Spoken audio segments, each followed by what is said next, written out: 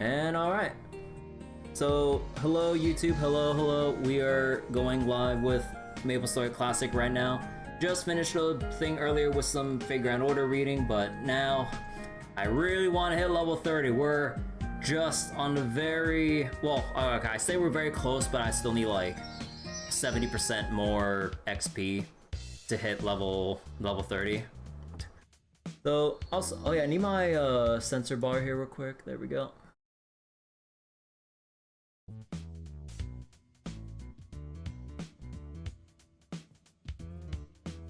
Whoops, wait, hold on, I made that worse. Hold on, I need to move the bar a bit. There we go. Yeah, sorry for like the sensor bar, but like, yeah, in my experience, like, there's a lot of people spouting out really dumb stuff on like the server megaphones.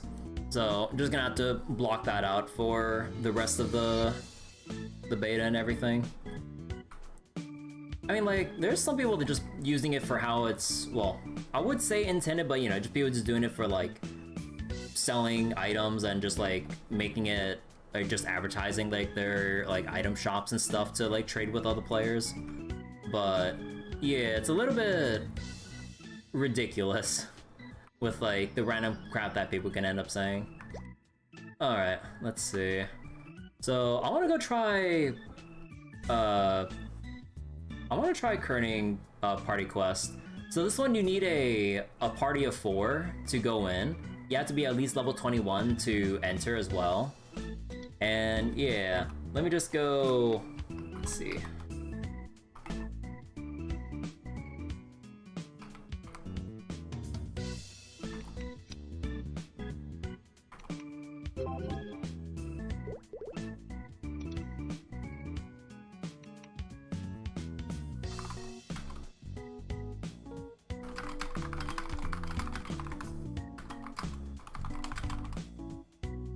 Ah, shit, I'm not gonna have time to.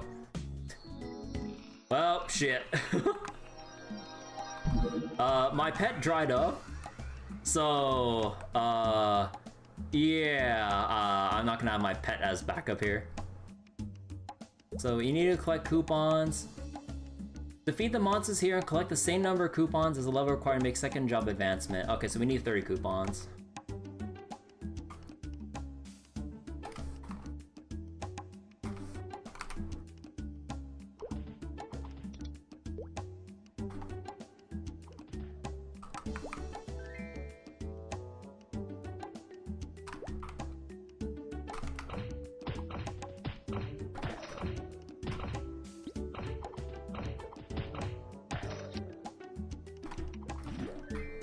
One, two.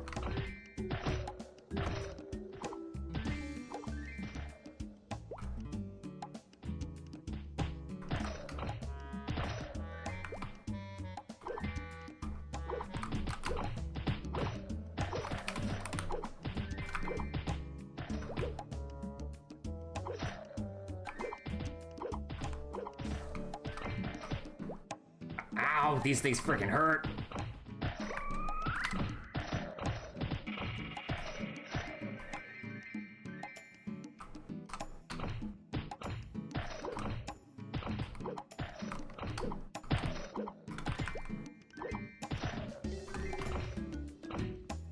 Oh, come on, why does it fizzle out like that? Oh, well, that's some bullshit. God, this is why Energy Bolt's so annoying to work with as a skill compared to Magic Claw. Magic Claw is more mana inefficient, but like... oh my god. Swear to god.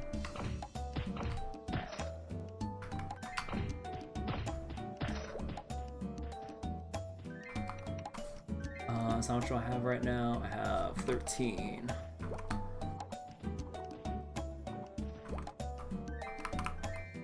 Can I just eat the hit?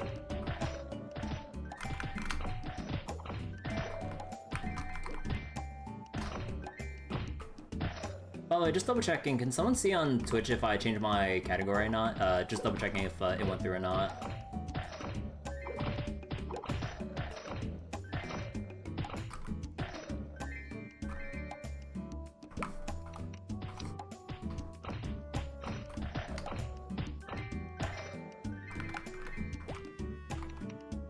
Let's see, 6 more for me.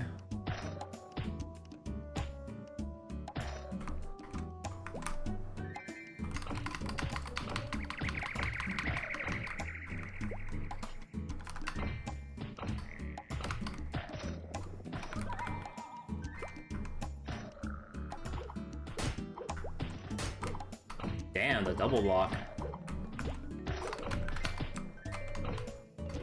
How does that fizzle out? I'm aiming in a straight line.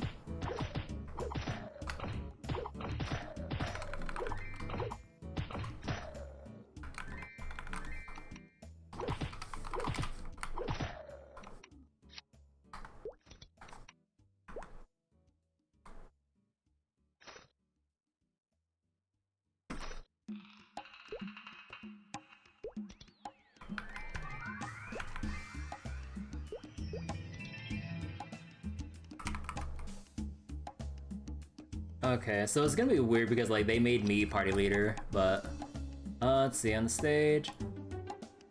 Let's see. You'll need you see ropes, 3 connected. Answer ropes.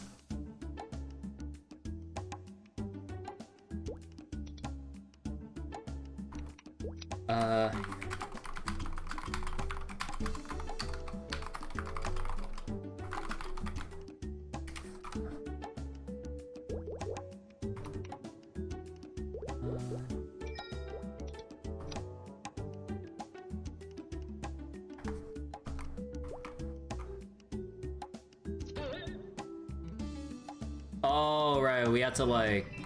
Oh, right, okay, so it was just like... figure out the combination. Oh, look at all the kitties!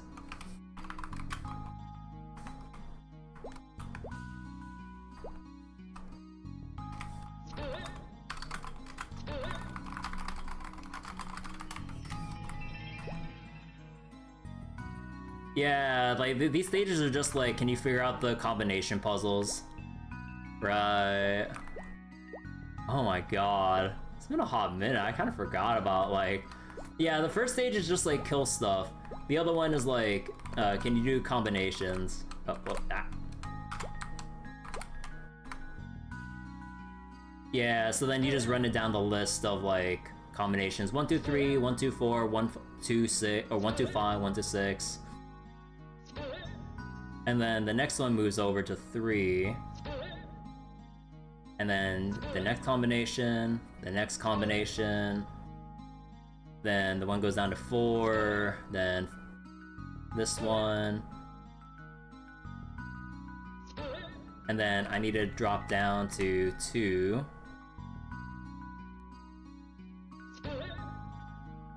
Yeah, I remember doing this shit like way back when. Oh my god.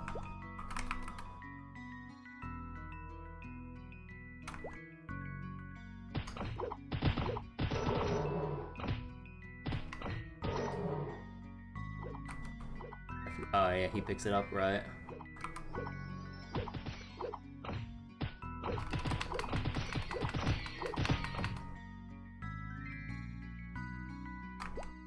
And then we have King Slime.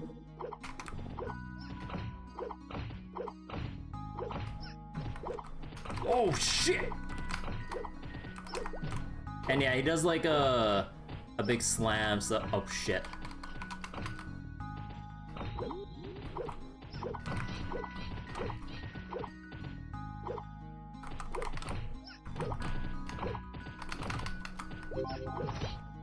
Oh shit, we actually did do it.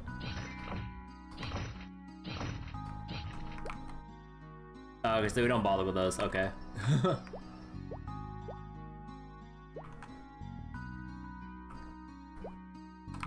You know, I remember when there were all these like really dumb rumors and misinformation going around. Like, oh, wait, here? Oh, well, no, that was for him, whoops. My bad. Sorry. My bad.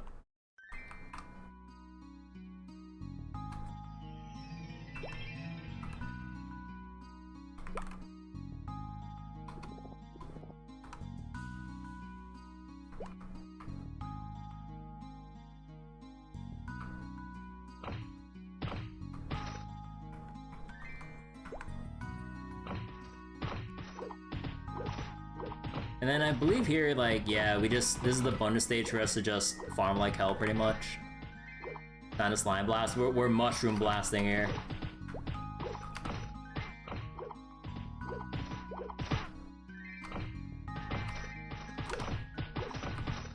Yeah, so everyone takes a row and everyone just keeps looting up and everything.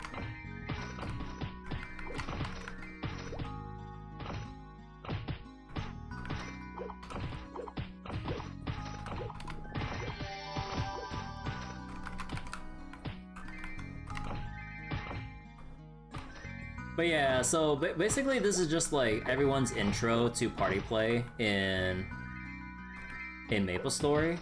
But then later on they have more extensive party quests like in Ludibrium, Orbis, in other cities and stuff. But yeah, it's like basic gist of like, here's a small party and here's some basic puzzles and two monster stages to go through. Horny mushroom? Yeah, I believe like it was like when people read up on the whole thing, in Korean it's supposed to be just horned mushroom, but then English localization did a thing and just called it horny mushroom. But then in modern MapleStory it got corrected to horned mushroom. But then I guess in an affectionate, nostalgic way they renamed them back to horny mushrooms for Maple Classic. Which honestly, just keep it. It's funny. Like we lived with that name for so many years in like old school Maple. It's like kind of iconic. I believe that was the general gist of it. From horn to horny to horned, and now affectionately renamed to horny again.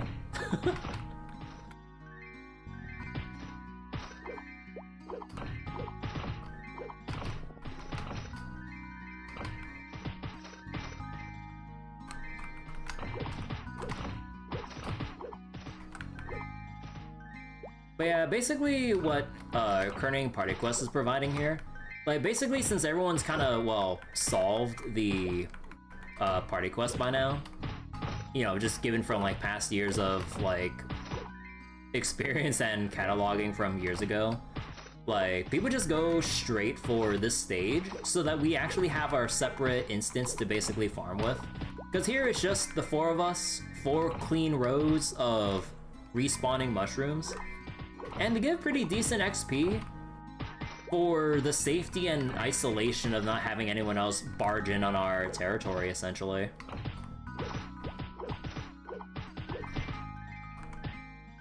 But yeah, you know what? I should have been doing this earlier, oh my god.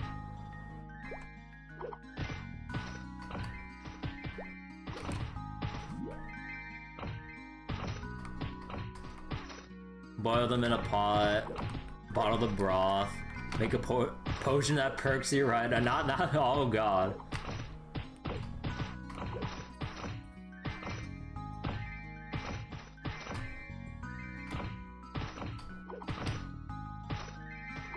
Yeah, it's special energizing mushroom soup. Yeah.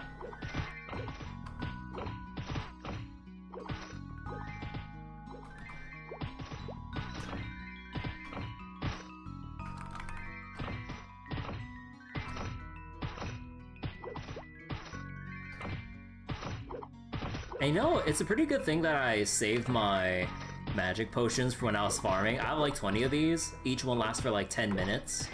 So I can basically like almost consistently one-shot the horny mushrooms and all. So farming is actually pretty like efficient right now.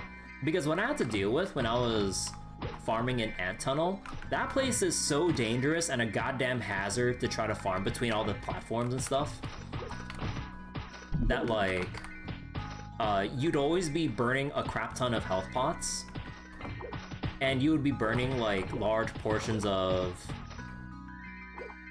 or like large amounts of mana, like to two-shot enemies instead of one-shotting like these enemies here. So then we're like going from potentially 1 to 2-shotting to just clean one-shotting, well, for the most part here, like is basically cutting my mana usage in half nearly. But unfortunately, my attack isn't high enough to consistently one-shot the horny mushrooms, because my damage range is still quite variable. Like so. I mean, I could save by actually just manual attacking, but it depends if I actually want to spend the extra mental effort to, like, remember to do a manual physical attack.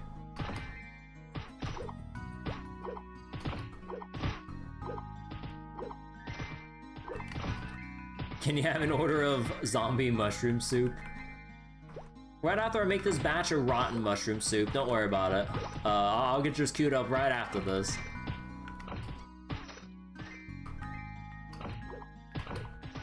Would you like some shroom spore appetizers while you wait?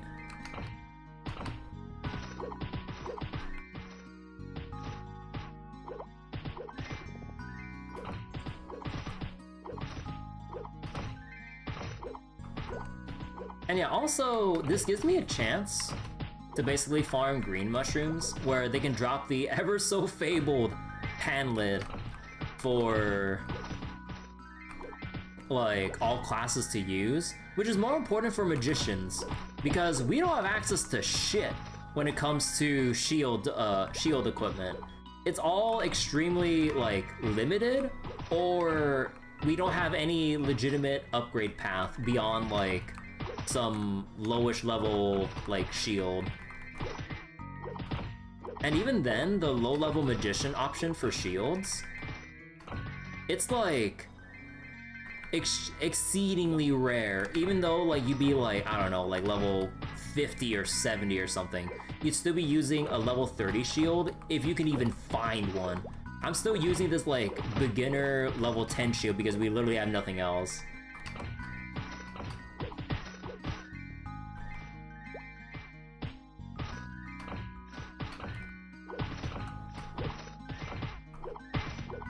But yeah, it's also interesting how with party play is actually, like, pretty viable to actually, like, level with a party like so.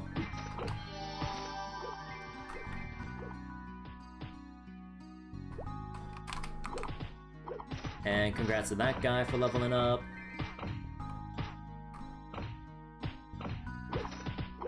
Wait, what level are they now? Level 31. But yeah, I remember reading up that, like, I believe they removed the level limit on how high a level you can be to do Kerning Party Quest. Because I remember back then, like, you were only limited to level 21 to 30. If you become level 31, then you basically lose eligibility to participate from then on, so then you have to move on to other areas or quests and whatnot. But I believe I heard from, I mean, we can see it right now, like, we have something that's like level 31. Actually, was that the, oh no, he leveled up to 31, so depending if they want to run it back, I guess we can see. Because I'm still gonna need quite a bit of XP for hitting level 30. But yeah, this is a pretty, like, safe and stable way to basically hit level 30.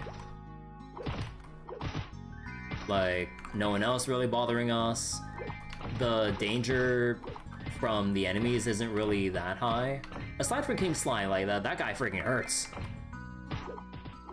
But yeah, it's also, like, beginners, or, like, introduction to, like, avoiding boss attacks.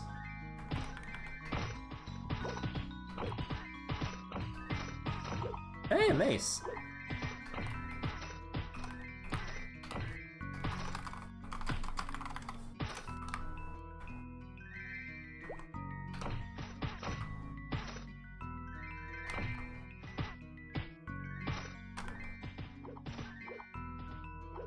And yeah, the guy that leveled up was thoughtful enough to give us meditation because, like, 3 out of 4 of us are magicians using magic attack.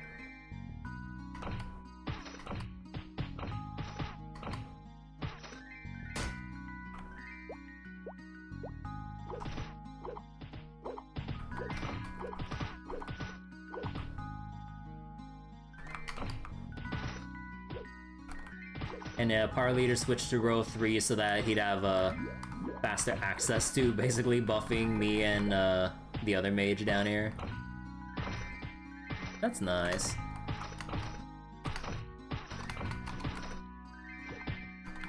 God, I really need to revive my pet because they dried up. I forgot that, like, within the beta, like, they made pets only live for 3 days.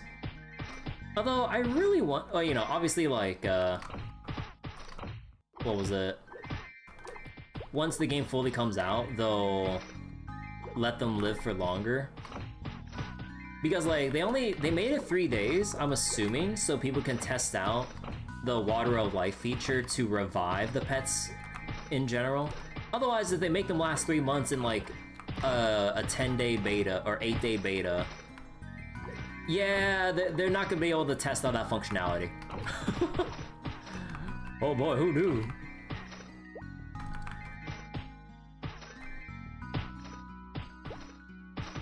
Man, this row is so uneventful. Holy shit. Like, where are all the spawns here at times?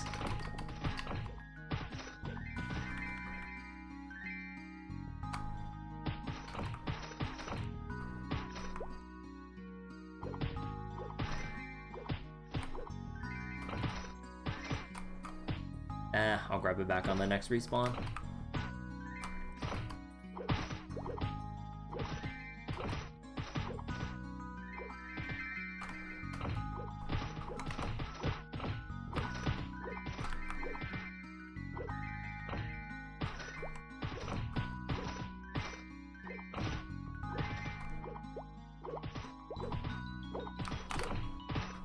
Ah, shit!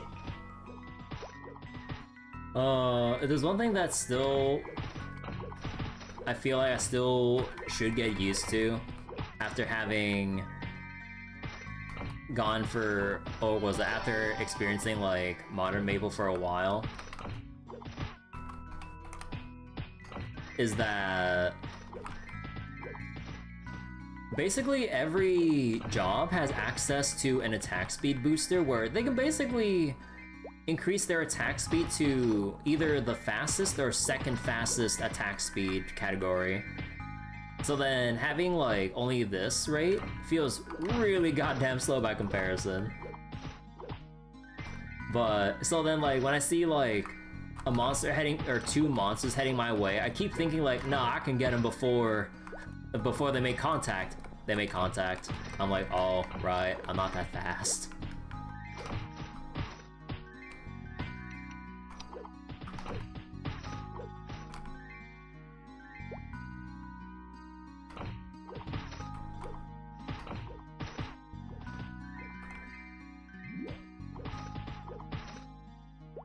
Use another magic potion here. Oh yeah, and also another nice thing from what I've seen with Kerning PQ, or you know, Kerning Party Quest, before that this shit was not instanced. So if one party got in, everyone else was fighting for a spot to get in the moment they exited. So then, like, before MapleStory used to have this, like, in hindsight, really bad stalking feature, like, with the /find command. So you basically wrote down a player's username and try to, like, look at where the location is.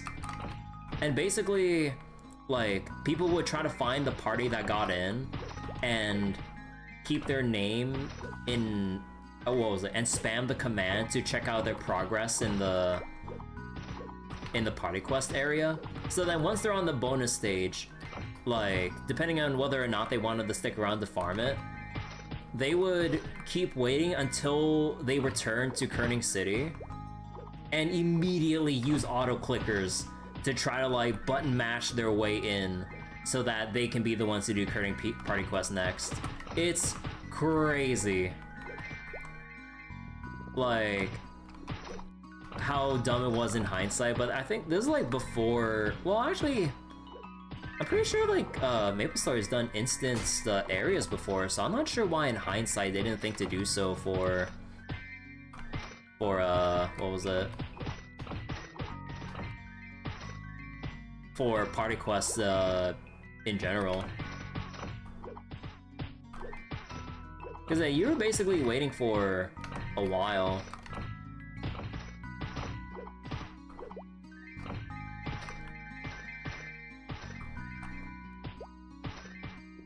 I mean, if anything, it was a good way to basically socialize with other players while we're all just shooting the shit waiting for our next turn.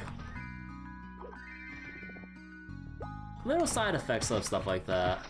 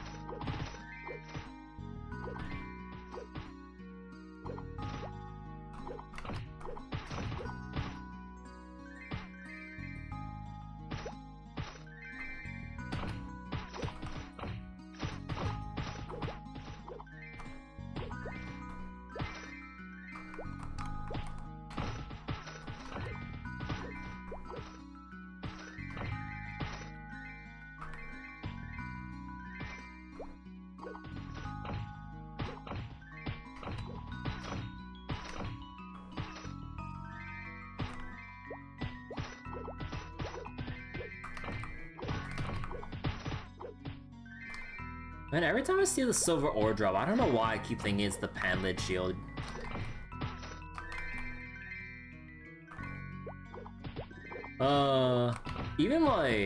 Even now, that goddamn shield is like a heckin' pipe dream to freaking farm.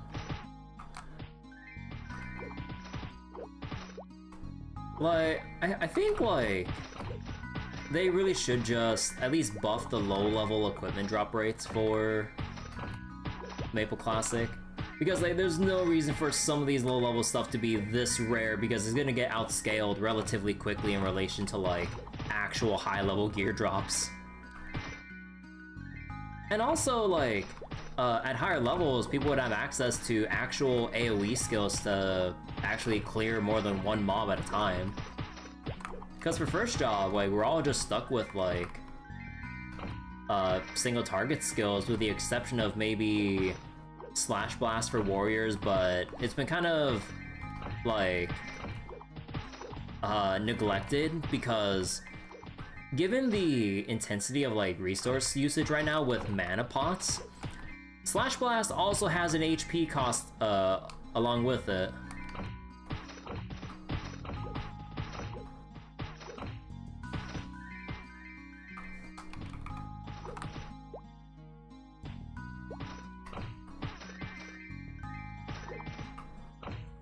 And also, I believe first job Bowmans have what was it?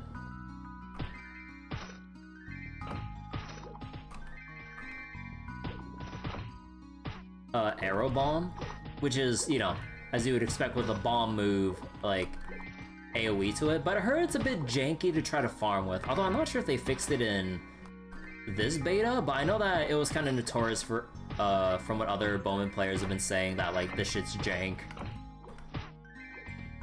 Hello, Nico.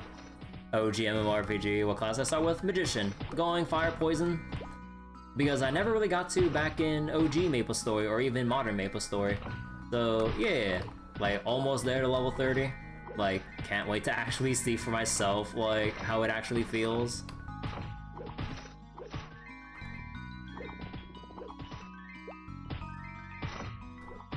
Yeah, seems like our time in the bonus stage is going to end soon.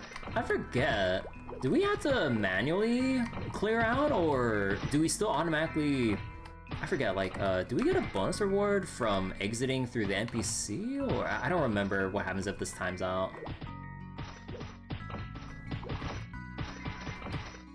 Oh, I guess I'll find out.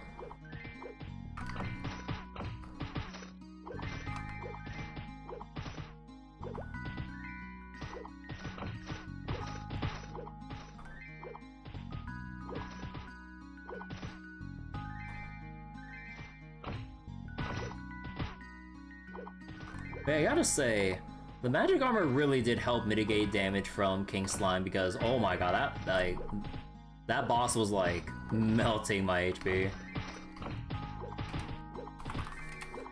Oh, okay, I guess the magician there has gotta get food, so I think the party's gonna disband, sadly.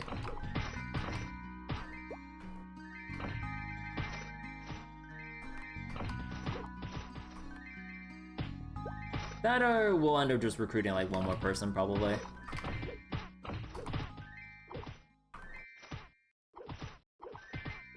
Okay, seems like since no one else is really gunning for the exit, I guess it's just fine if we let the timer tick down?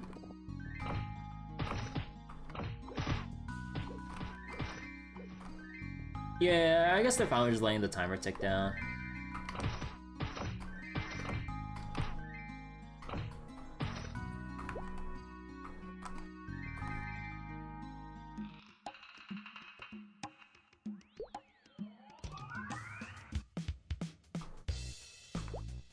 Oh, hell, I'm all the way up here.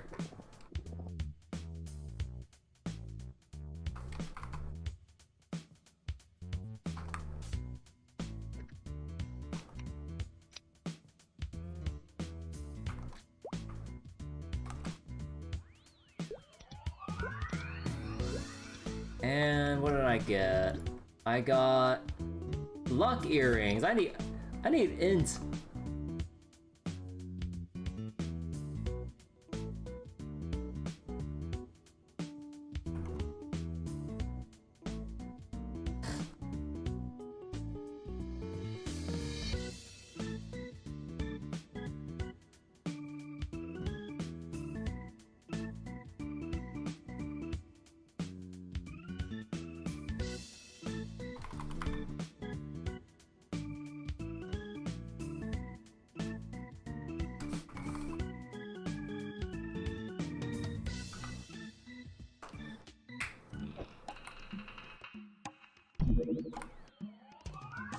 So wait, just use, yeah, let's see, has there been any new classes? No, this is Maple Classic, so we only have the 4 OG Explorer classes for now.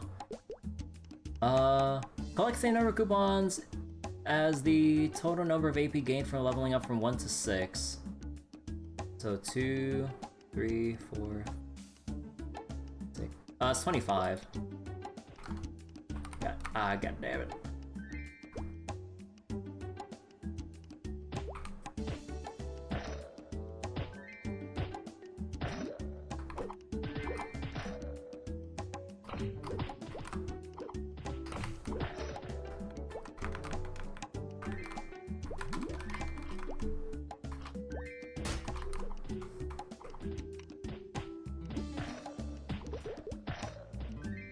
I'm passing him back.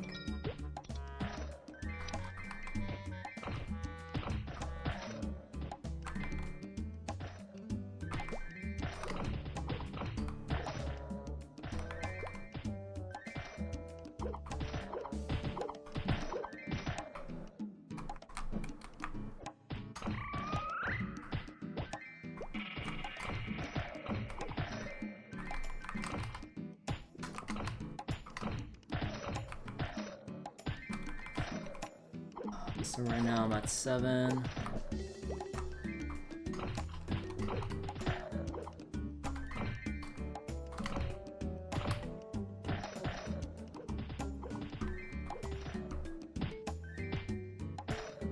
Alright, guess I just grabbed that one. Or not.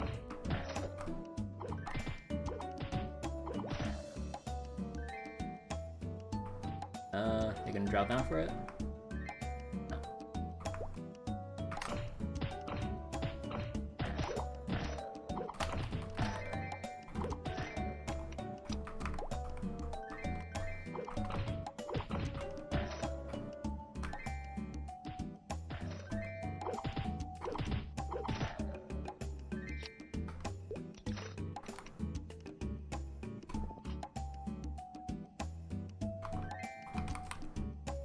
Done. And drop the pass for the leader.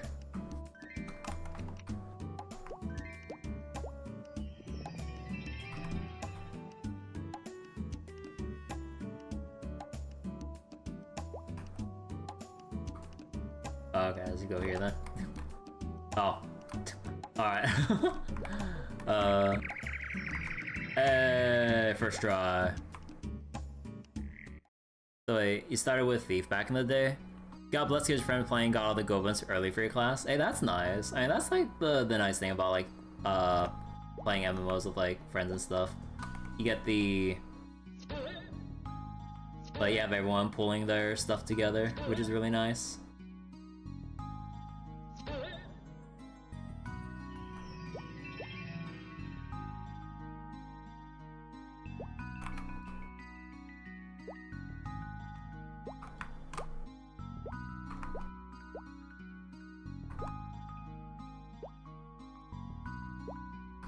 Hello D2B, hope you don't mind me calling you D2B, but yeah, hope you're doing well.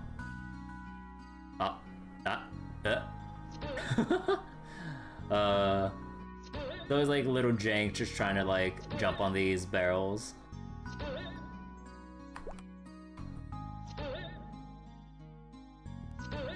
Nope.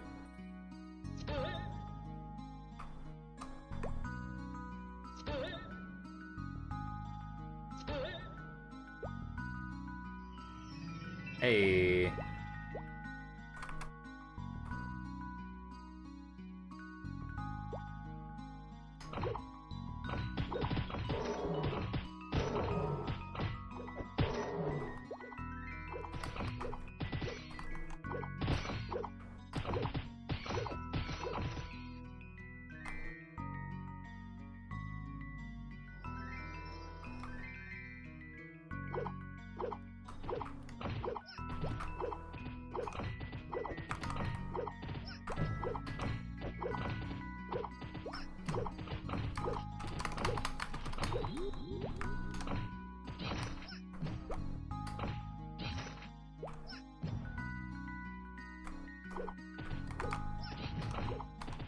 Oh shit, that still hit.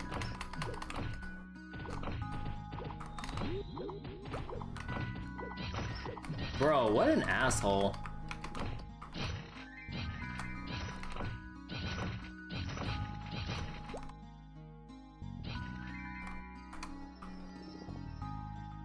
Like, this guy just, I mean, like, I know he's playing as melee, so I get that, but like, come on. Like, you're going into a party quest, like, you can't just, like, dip out like that.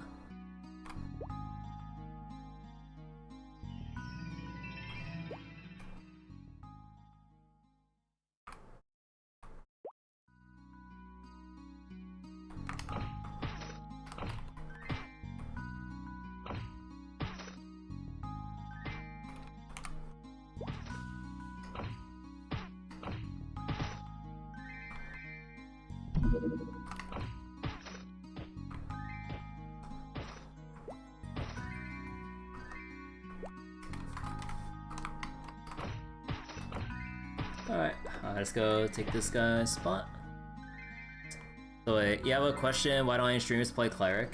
So right now, the controversial thing going on with Maple Classic is that they nerfed Priest by removing the XP bonus on Holy Symbol. So now it doesn't give XP, but a self-res or self-revive for the Priest, as long as you have a magic rock in your inventory. And because people are way too attached to wanting their party experience bonus, like, people are avoiding clerics like the plague because they think the class is ruined because they remove the class's identity. Which I think for the health of the game is a good thing that they remove the XP bonus from priests. I have my friends that completely disagree with me on that front, but I'm just like, a class should be more than just like extra XP buffs. Like, you literally have a class that's supposed to be designed to be a healer and a party buffer. So, but I think like part of the issue is that they didn't really buff priests or clerics enough to compensate for removing the XP bonus, because to a lot of other people's eyes, that's what they basically only want from bishops.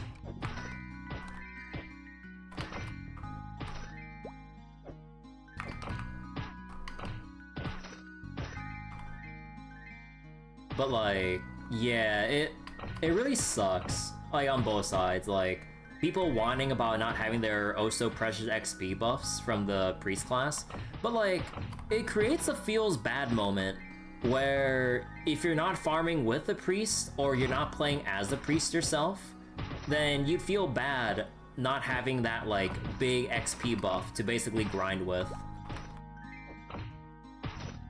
But I think it's just healthier for the game, and like, I think like they could or should also either alter the XP curve if everyone's going to be dependent on the holy symbol XP buffs, like after level 70. They should just either lower the XP curve or make monsters level 70 and above give more XP to compensate for not having holy symbol. And find a way to give priest a more unique, like, set of skills, or at least buff to make them still relevant in other people's eyes. Because now, like, people really love to doom post. So, I mean, I'm not playing cleric myself, so I wouldn't really know. But like, it would be nice, or what was it?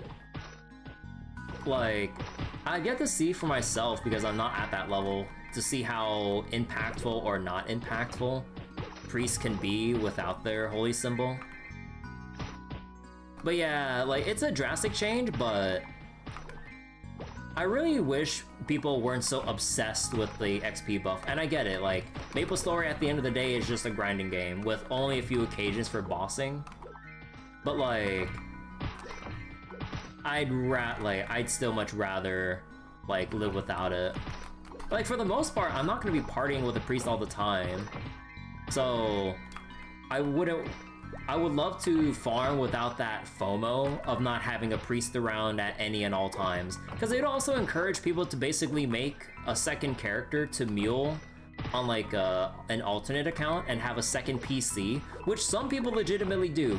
They would have a second PC on an alternate account with a priest leveled, so that they can give their main account the XP buff and then just let the priest on the alt account just AFK farm. Like, XP just hanging off a rope or some shit. Like, if that's not stupid game design, I don't know what is. Oh shit. So I used to log in at school and everything, you were actually into the story. I don't really know that much about Maple lore, because a lot of the stuff, like, usually just kind of gloss over. But, yeah, like, it would be nice if there's, like, a big, like, encyclopedia for, like, for the big lore with Maple and all.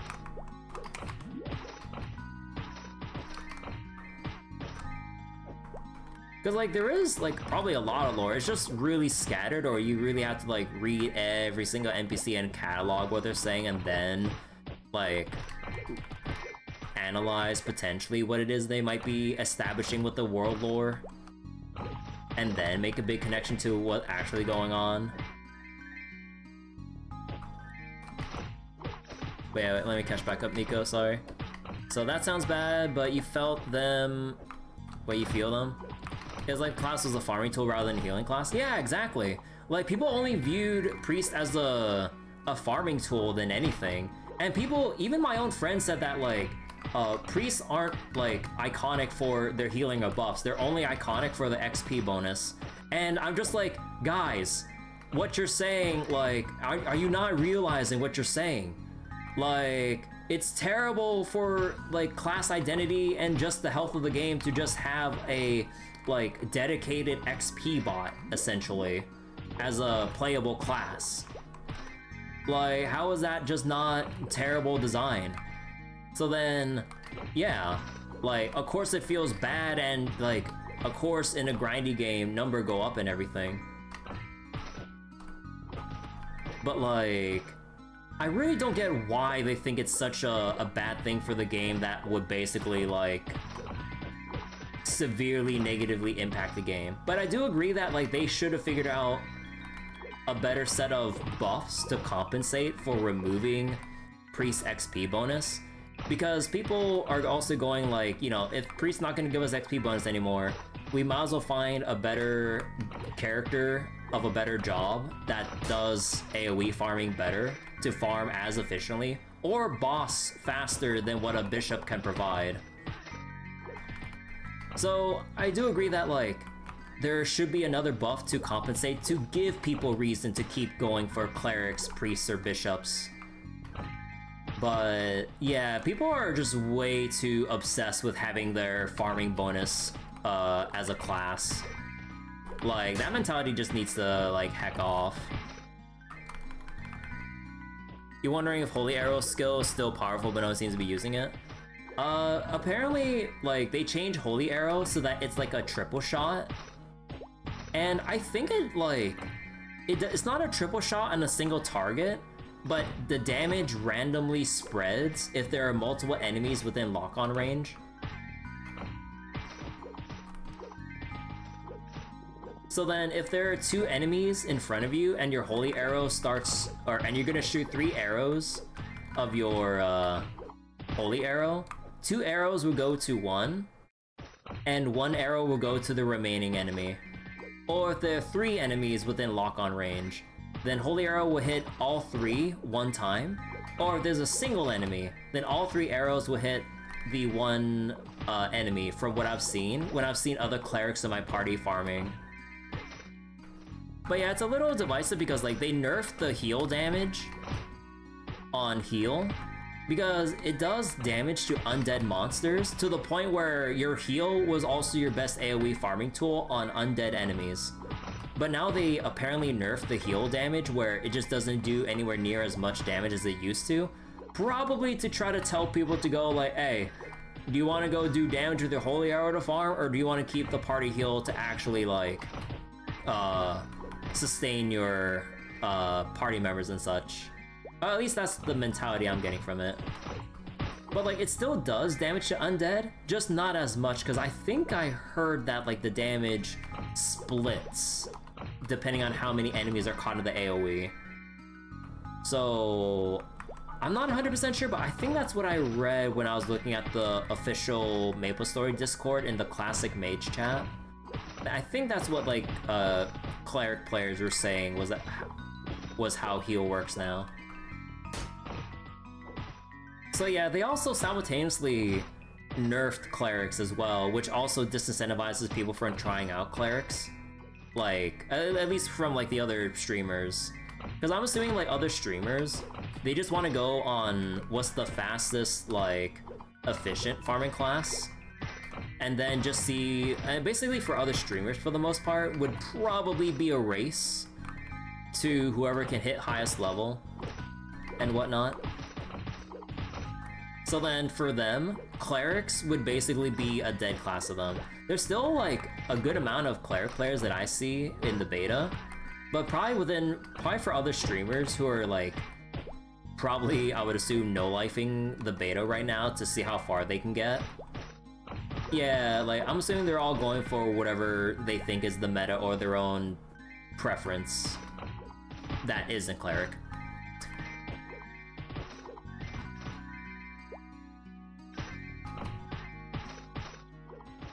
But yeah, so seeing, like, all the things they're still trying to readjust and all, Like, it seems like the balance team, or whoever is responsible for job balance in MapleStory, they still, like... I guess I can see why they're taking their sweet time getting the full release for Maple Classic going and everything.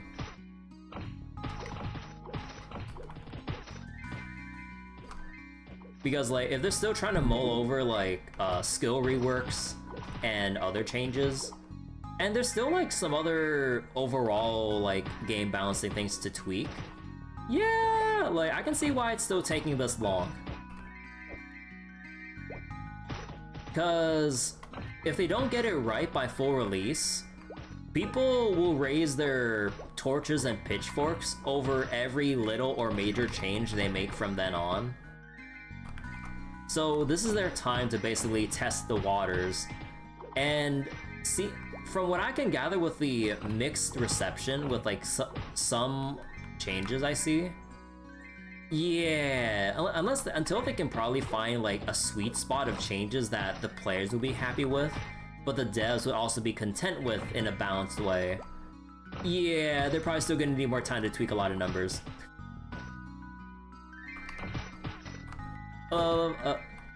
Levitation specialist. When fight Balrog. Yeah, never.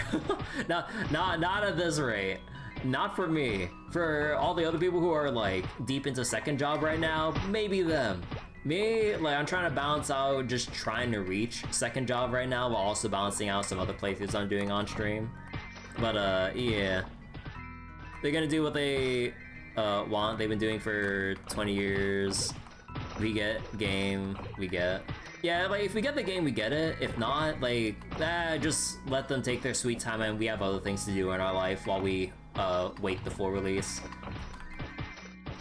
Like, basically, like, it would be nice if the game could release soon, but in the meantime, we're better off finding other things to do as we wait, instead of just waiting impatiently and complaining to the internet on a daily basis.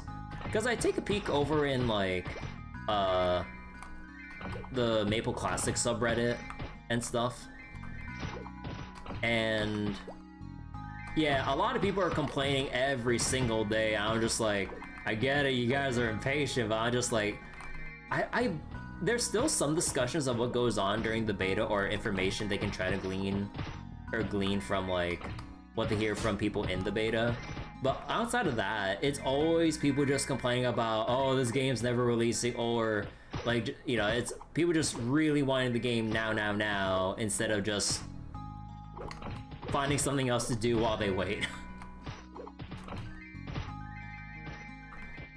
I mean, I get it. People really have a big nostalgia for MapleStory, myself included, which is why I'm playing the beta right now. But, like, yeah, it's, people really want their MapleStory fix. Cause, like, I know, like, for a moment, I also felt like, why not just go private servers? Unfortunately, there's a lot of, like, either downsides or drawbacks. Because, like, not every private server would be populated enough to basically give the feeling they want from all the other players around them. That and, like, possible security things, or, you know, they just want, like, an official way to play, or, and whatnot. Okay, there we go. God, I keep forgetting, like, the range I need to actually, like, get in here, or, get that buff.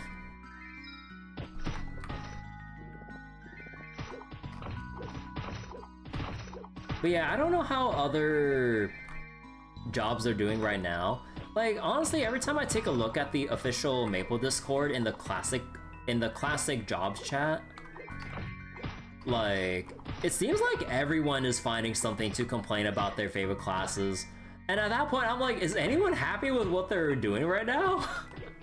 But then, you know, like, people who are enjoying what they're enjoying is, like, just playing the game currently. But then, like, people who are having issues are not playing the game, and they're just, like, voicing their complaints. Genuine or not. But, like, yeah, I don't know.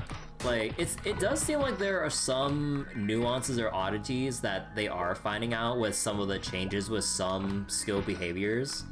And I believe, like, for warriors and bowmen and stuff, there have been adjustments to how the final attack passive skill works for both. But, like, I haven't read deep enough into those discussions to determine whether or not, like, these changes are positive or not. Cause yeah, like it's like a mix from what I'm hearing of like people both being what was it? Like it's like, oh, this feels better now, but not with this skill, or like, is it still worth spending the SP going into final attack, or are we better off like just neglecting it for everything else the class has to offer? So people are still trying to like figure stuff out, but also try to like just see like if there's anything wrong with it that either needs fixing or tweaking. But yeah, I don't know. But I will say on like an overall like first job leveling experience, money is so tight right now. Like, oh my god. Like, this shit is ridiculous. Like, I'm struggling like from levels like 10 through 29 right now, and I'm having to expend practically 100% or 90% of my mesos to restocking on potions, while having a little bit extra for town return scrolls to minimize the run back to town and everything. Like, it is so silly. Or people are even trying to time their level ups. Well, actually, no, they're not. Never mind. But like, even like people are using the safety charms that prevent XP loss to death warp back to town so that they can save time and money from needing town scrolls to return back and then make the run back and stuff.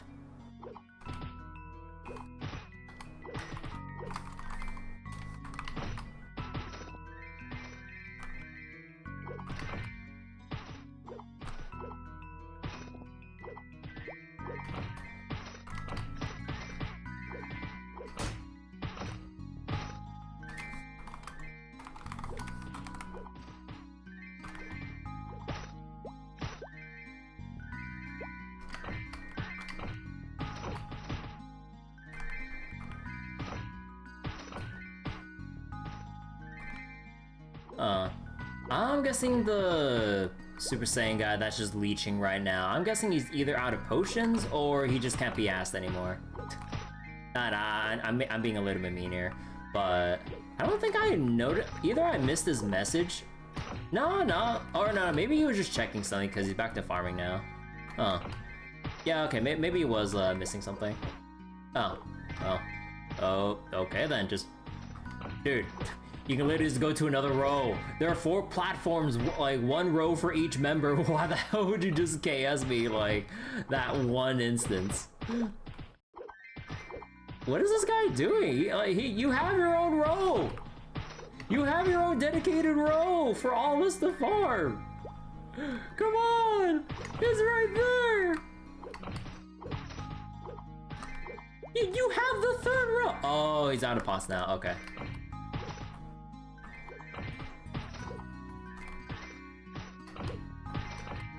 So if he's out of pots, like, are you just gonna...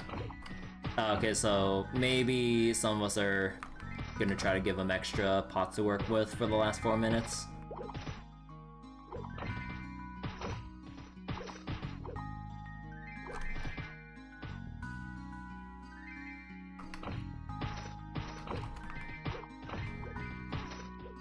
And this guy is just AFK? No. Because, like, our party leader's asking him, like, what pots do you need? We can give them to you. But, like, he's not...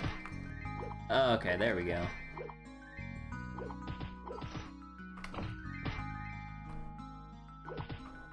Yeah, I can just give him a couple, too.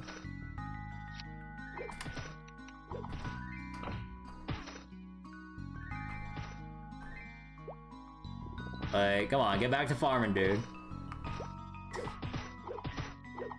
gave you 10 blue pots. Like that shit's like, that shit's valuable in this like scarce ass like meso economy.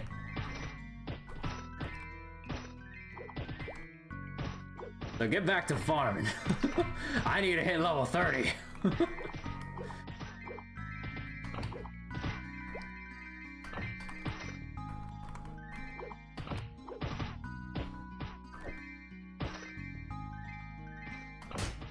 Oh yeah, also another thing that I read up about fire poison mages. Apparently our poison skill can actually kill now. Because apparently in OG Maple, they were not, it was a non-lethal poison. So basically monsters would always stay alive with 1 HP, which would make farming very frustrating when they're pixel life. So apparently poison can actually kill now, and I'm like, oh. I never tried fire poison before, but when I read up that it was a non-lethal skill back then, I'm like, oh, that sounds annoying.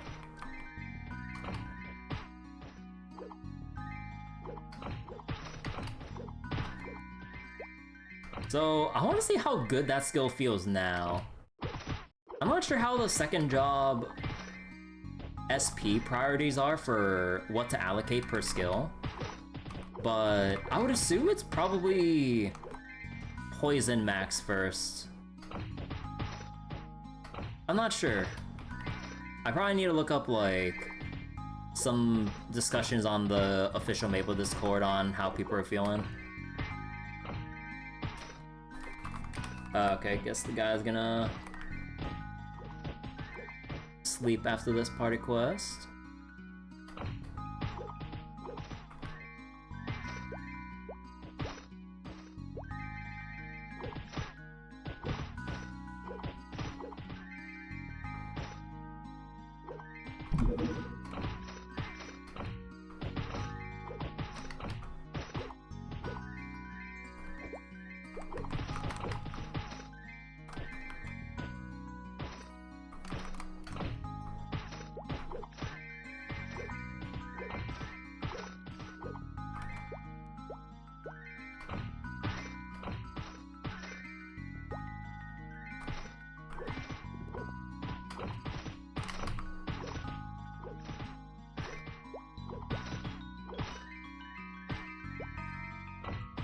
Is the guy out of mana again, or is he out of health potions? I mean, he's not healing up anymore, and he doesn't have a pet from the cash shop that can have the auto refill when your HP or MP gets low enough. So is he just playing really, really careful? No, he just healed back up a bit. So why is he constantly pausing on the ropes?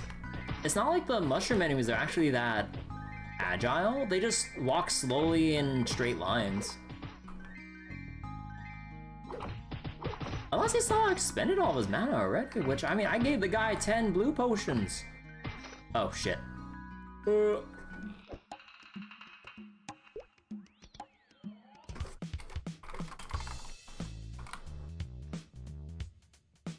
Oh my god, this guy just fucking messaged everyone saying,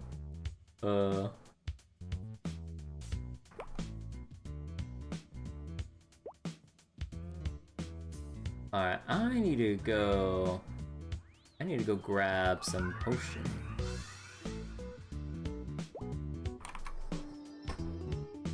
Alright, so then another this much, and probably 4 of these. Good to go.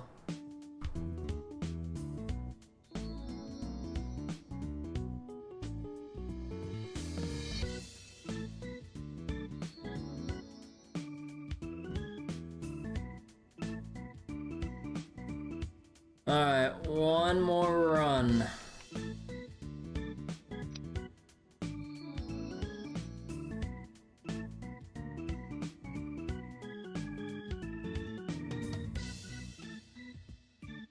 Oh my god, this guy's begging for archer arrows.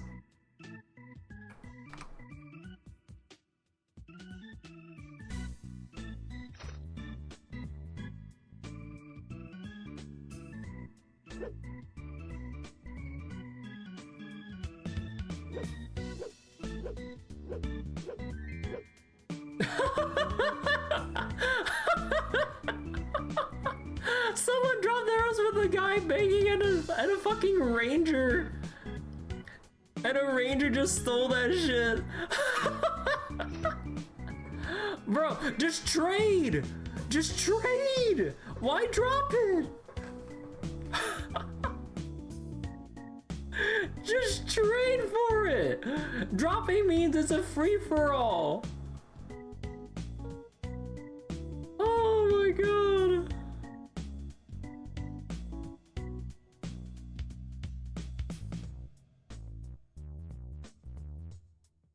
Oh, that is so silly.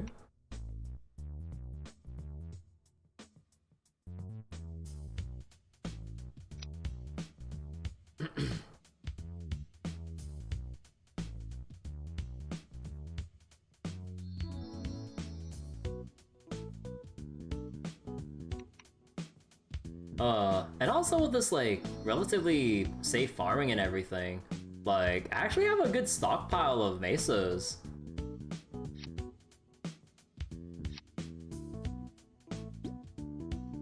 Ooh, got gold earrings. Oh, yo, I got garnet ores from the companion box. Neat.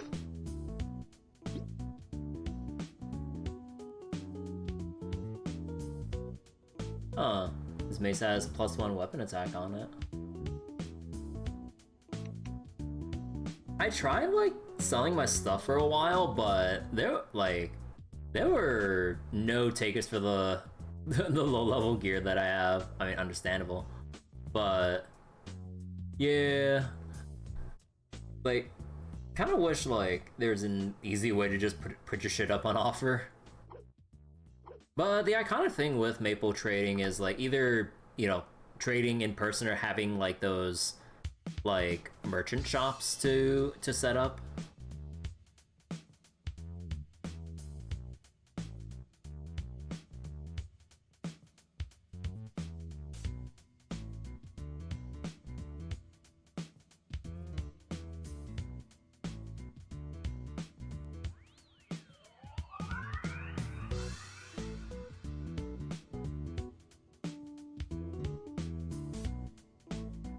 Are we all just like a party of 2 or 3, just like waiting for 1 or 2 extra people, and we're not just like,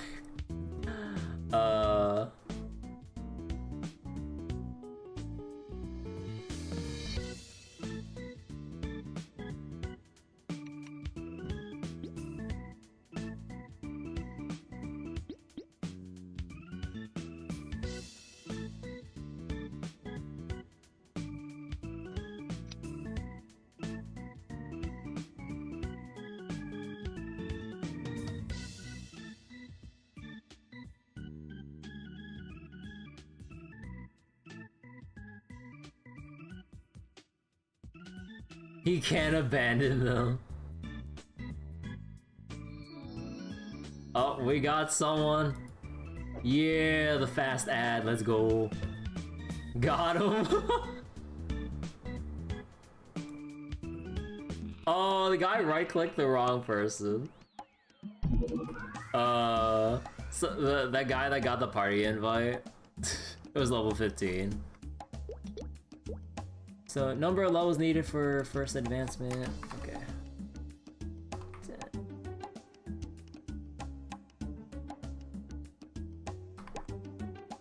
Looks like a failed artist.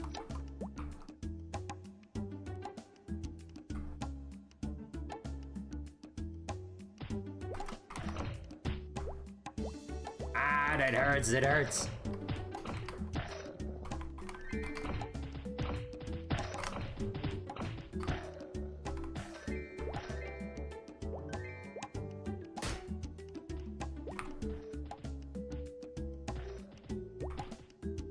But yeah, assuming like nothing else would really change in terms of balancing or whatever, I think doing Kerning PQ would probably just be the call when you hit 21. Or, well, okay, maybe like 23 or so, just give yourself some extra levels before you go straight into the party quest. But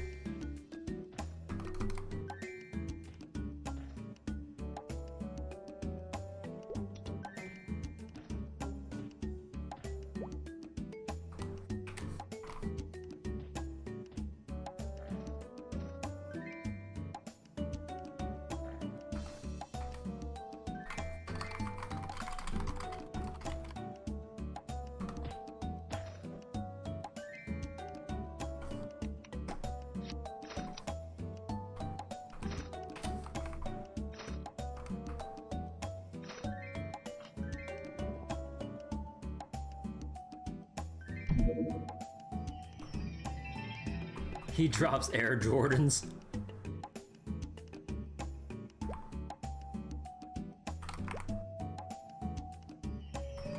First try.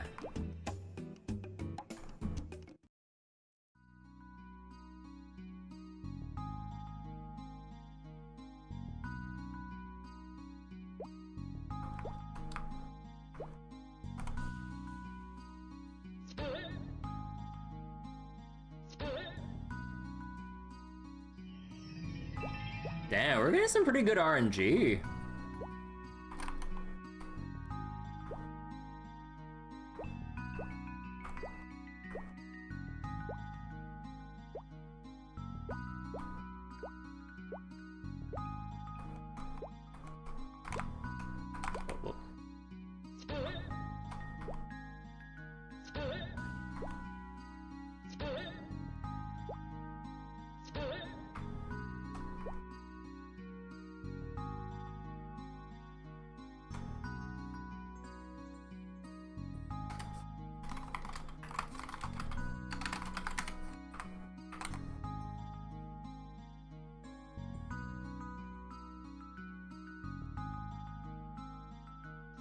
Bro.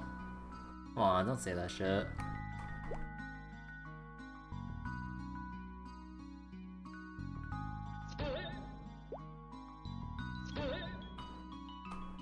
Oh, whoops.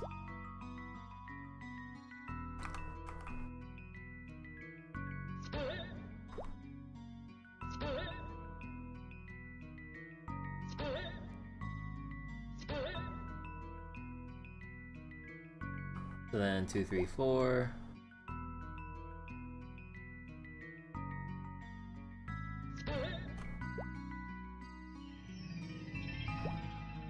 There we go.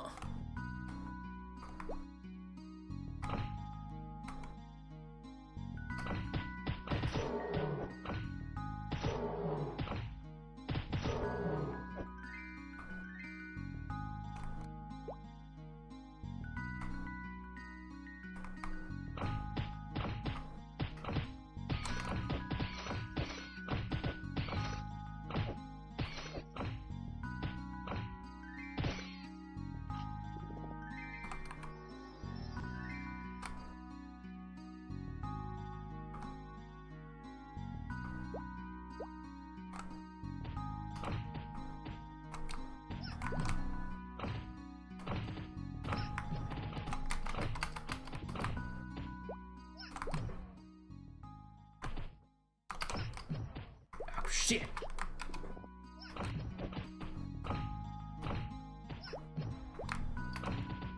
Yeah, we got 3 range, so this guy's really concerned. Oh shit!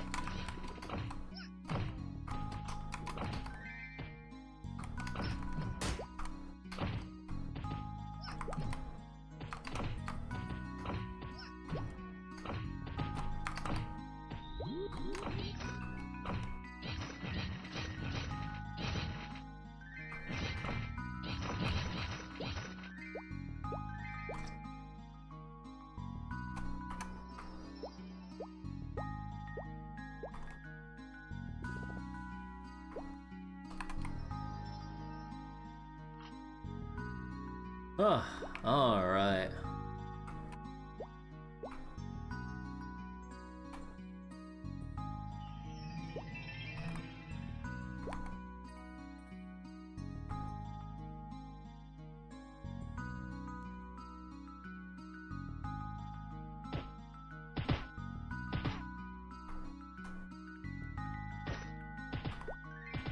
I thought I was gonna go, whoops, let's go one above.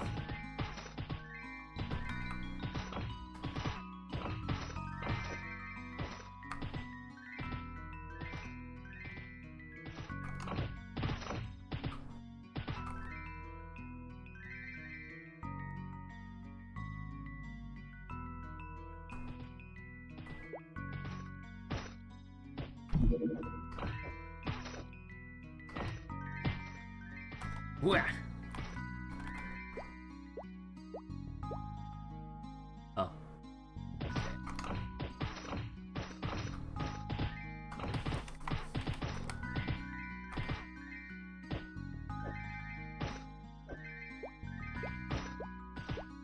Okay, so it seems like our warrior here is like just zoned out for whatever reason. Alright. Happens to the lot of us. Come on. I want to hit my level 30, please. I want to see what fire poison life is like.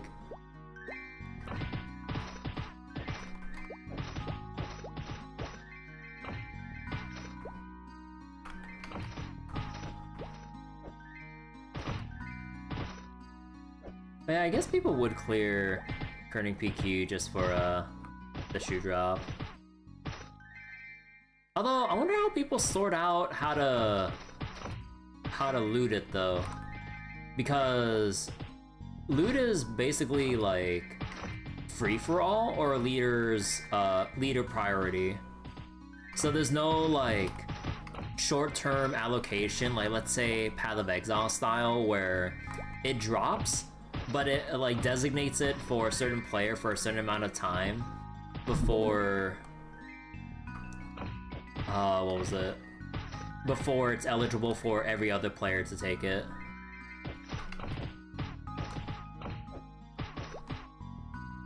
I kind of wish like it was just placed into your inventory, or basically like, I mean, probably just have like what other MMOs would have, like a need and greed system. Like honestly, that would just make it a bit easier. There's a reason why need and greed or passing is a thing. But in Maple is like, yup, it drops, sort it out for yourself.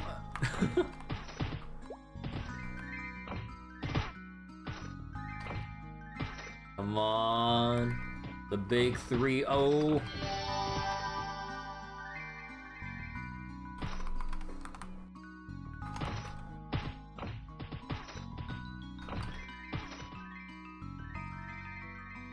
And just put 5 into here, and magic armor, and might as well put it into mana increase. I'll probably just adjust my stuff a little bit later. Because basically, if you're willing to, I would assume, use the NX, like, once the game officially comes out, you would basically respec out of your first job. Oh wait, out of your first job attacks for like your second job stuff, and maximize the buff passives in your first job instead.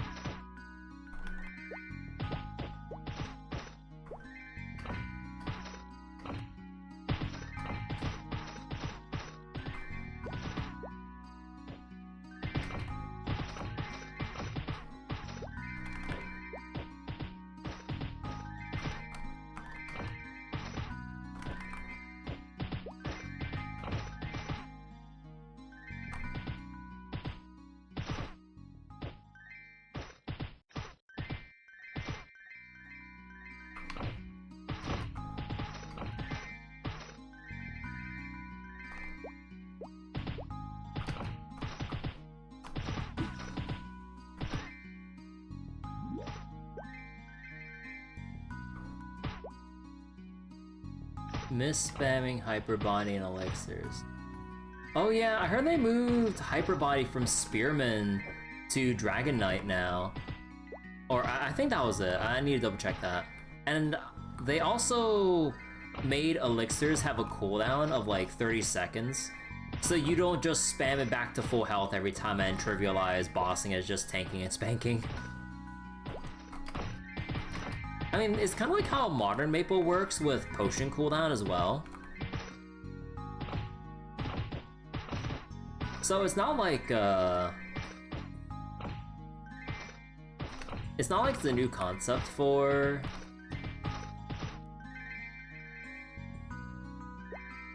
anyone, but I'm losing my train of thought here.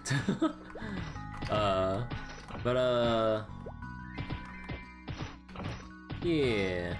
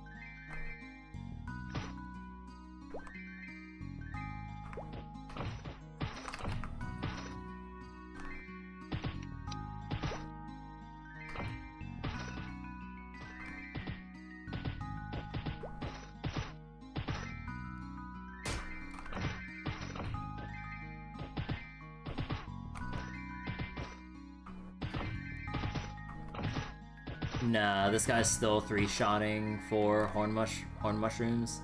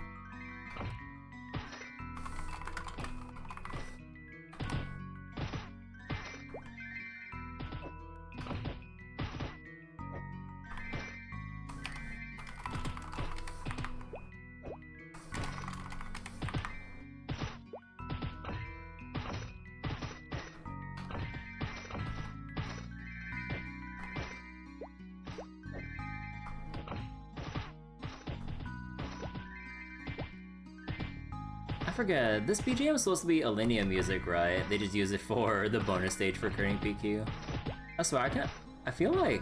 Oh yeah, no, I think this is the, Oh, wait. Was this the BGM that plays when you're in the tree? But yeah, I feel like this is like one of those songs I could just zone out and fall asleep to. Surprisingly chill and serene for like bonus stage farming music, but you know what? That's fine.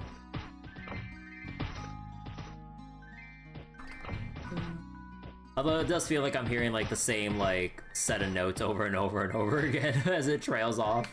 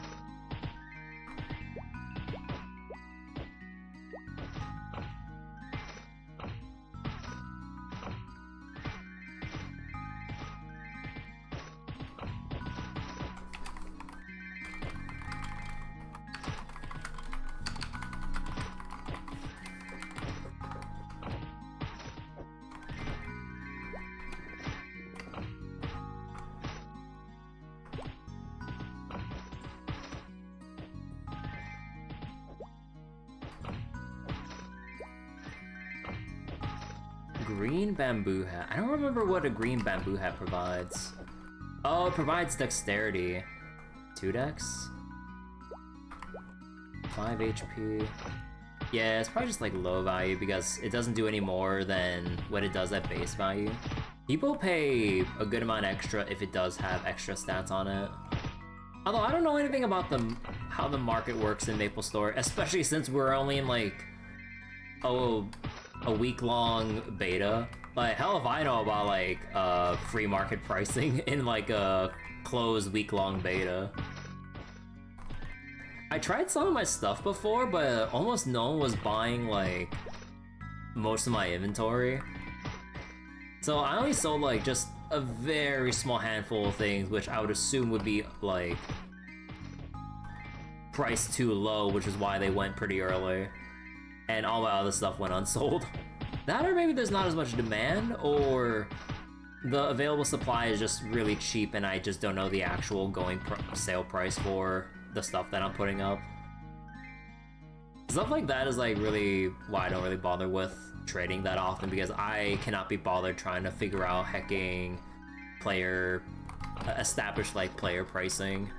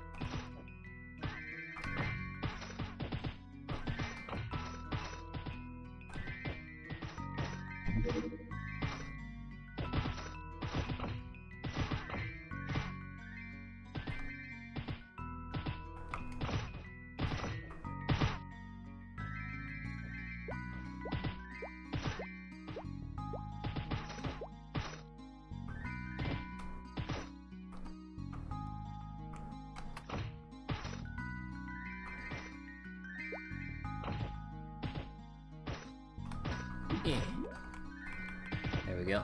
Magic potion wore off. Oh, the guy fell off. I wonder if I should try helping him out a bit or not.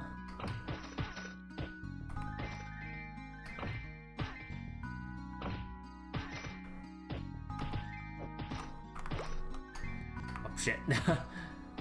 As they dropped right down, oh no.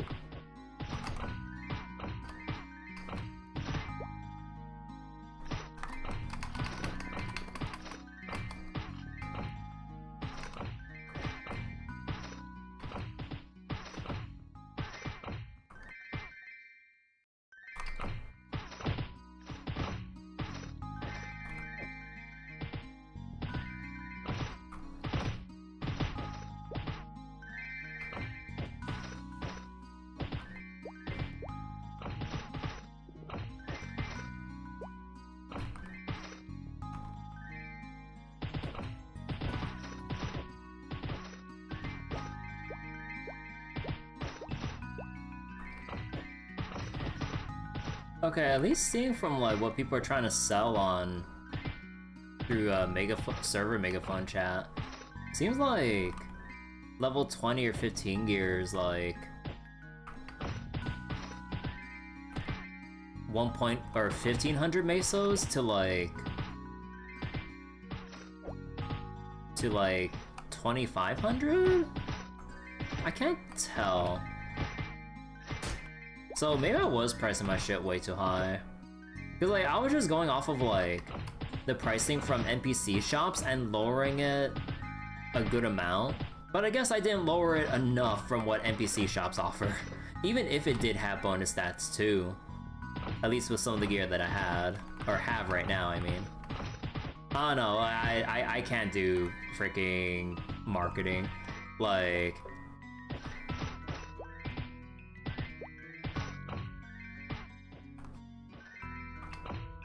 I usually can't. It usually just goes over my head about like looking through and seeing what average player pricing is for certain things and whether or not to price appropriately or undercut if I really want a quick sale.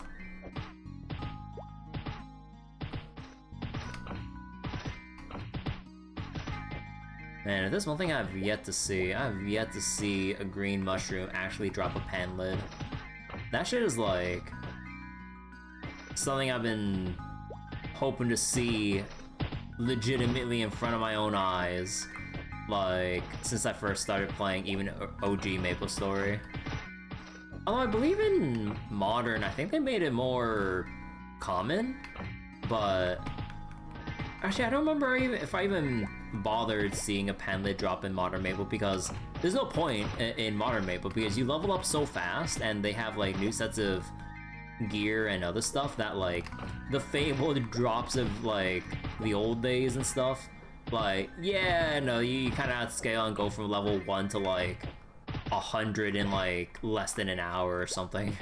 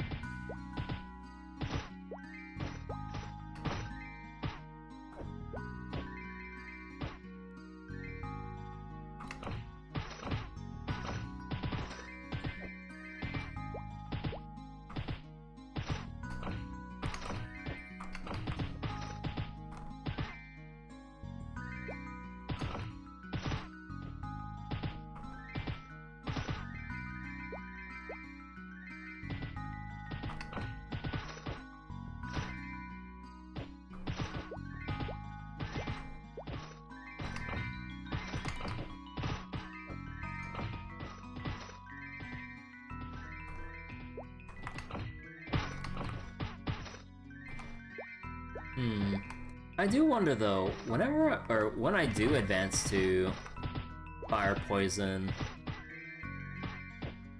what do I farm? Although I could just keep doing Kerning PQ or something for the ease of farming and everything. But to take on like high level enemies and stuff as fire poison, where do I go? Do I just go back to Ant Tunnel? Like, please don't tell me to go back to Ant Tunnel, like, oh my god. No, actually, aren't the mushrooms resistant to poison damage? So, wouldn't I have to find, like, a different place to farm? I heard people, or what was it? I heard that, I believe that Orbis and El Nath are open now, right? For people adventurous enough to go there. Or basically those, that did level up enough to actually fight the monsters around there. But, yeah, I don't know. I think I heard, it's open. Because I think I remember hearing people saying something about farming Junior Sentinels and stuff, which are monsters from Orbis and stuff, so I'm assuming people are farming there already.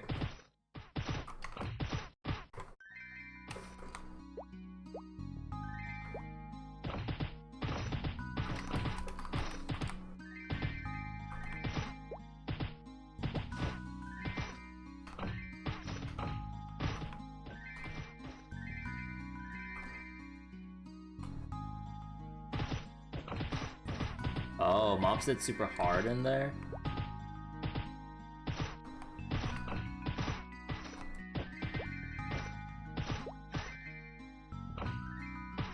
Oh, the guy got censored because he was trying to say mobs hit, but then because the S and hit are close to each other, it reads as a swear.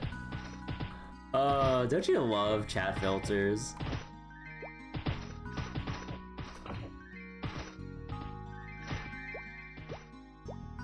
Meanwhile, there's a guy in fucking server megaphone chat using the N-word as a name. Are you serious? Like, bro, the moment I bring up chat filter, Jesus Christ.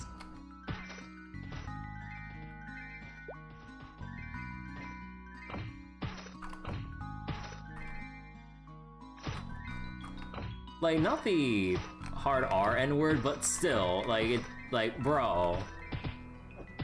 Just replace certain letters with the number 9. I'm just like, bro, come on, how's that, like, shit, like, not automatically, like, on a filter list on name creation? Bro. On character creation, I mean.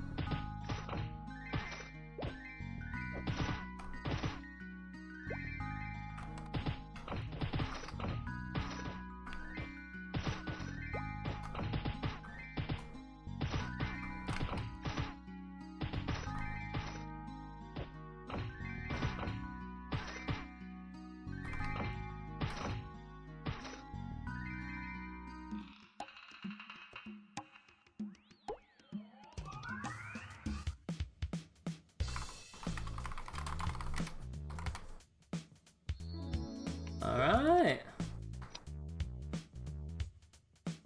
Man, that was... Wait, what the heck happened here? There's so many snails. And a sad panda. But... yeah. Like...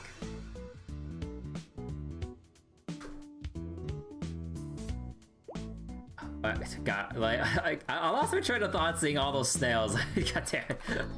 But yeah, okay, I need to go restock on potions. Get ready for the second job advancement. Probably gonna take a couple more lemons with me. Probably 25 more meats just to be safe. And sell the mushroom caps for extra money. These two.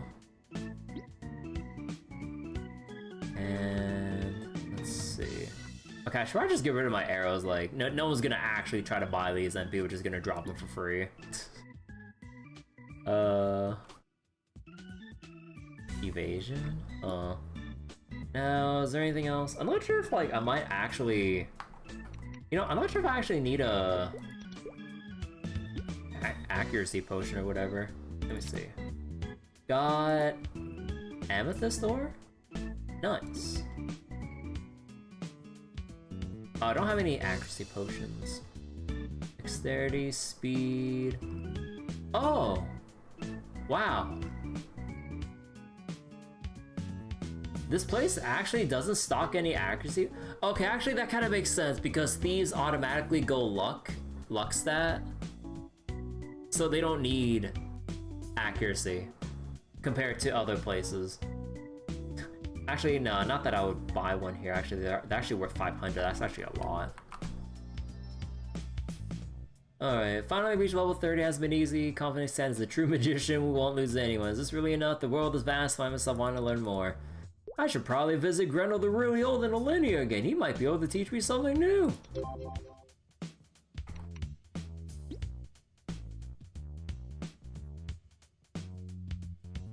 Talk to Betty, NPC board. Collecting for Maya. Huh. Oh yeah, here's the Orbis quest, yeah. Uncle's magic ingredients. Alright, so I need to go... Do I have my Kerning City? Yep. Oh, wait, right. Hold on, I need to revive my pet. Oh no, I already have the water... Oh yeah, I already have the water alive. Duh. Oh, actually... Who turned me into an orange mushroom? How dare they?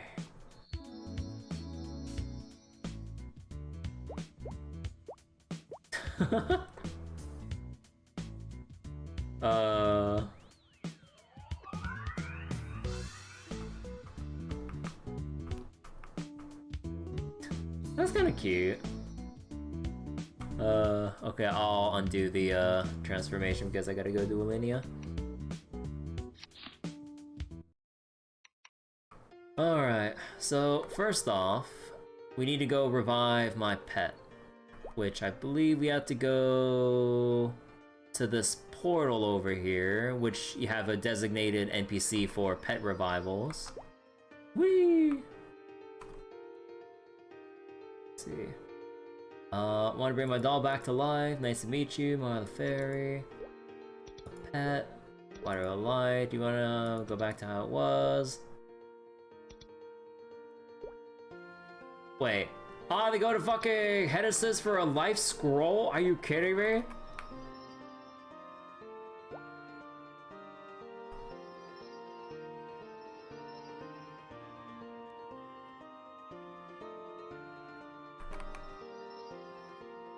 Oh, god damn it. Because, like, I never actually had to revive, like, a pet like that. Wait, so you actually had to— oh my god. Return to Alinea scroll. There's magic attack potions. And, let's see. Go to Genesis.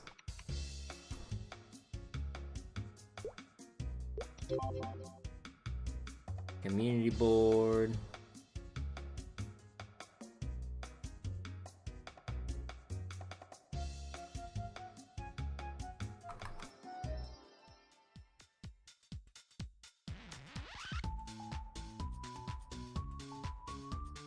Actually, no, there's another pet person, like, all the way... No, not the pet... Not the pet food merchant, hold on.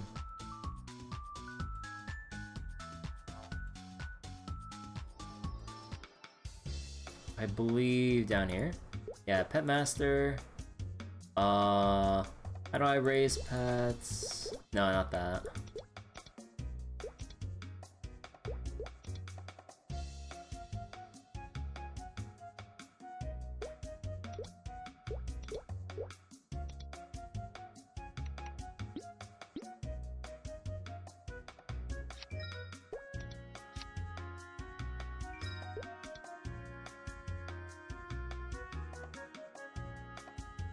Oh, you can use it to extend the active time. Okay, that part I didn't know. Wait, so how the fuck?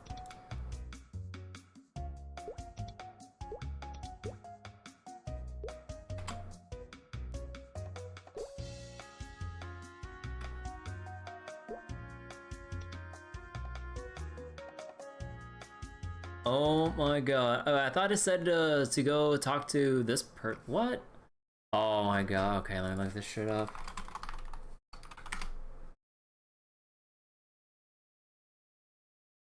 Life scroll. Wait, what the fuck?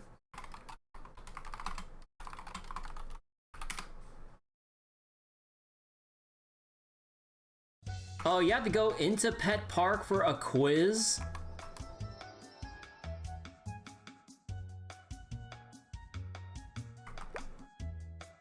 And you have to talk to the NPC all the way here.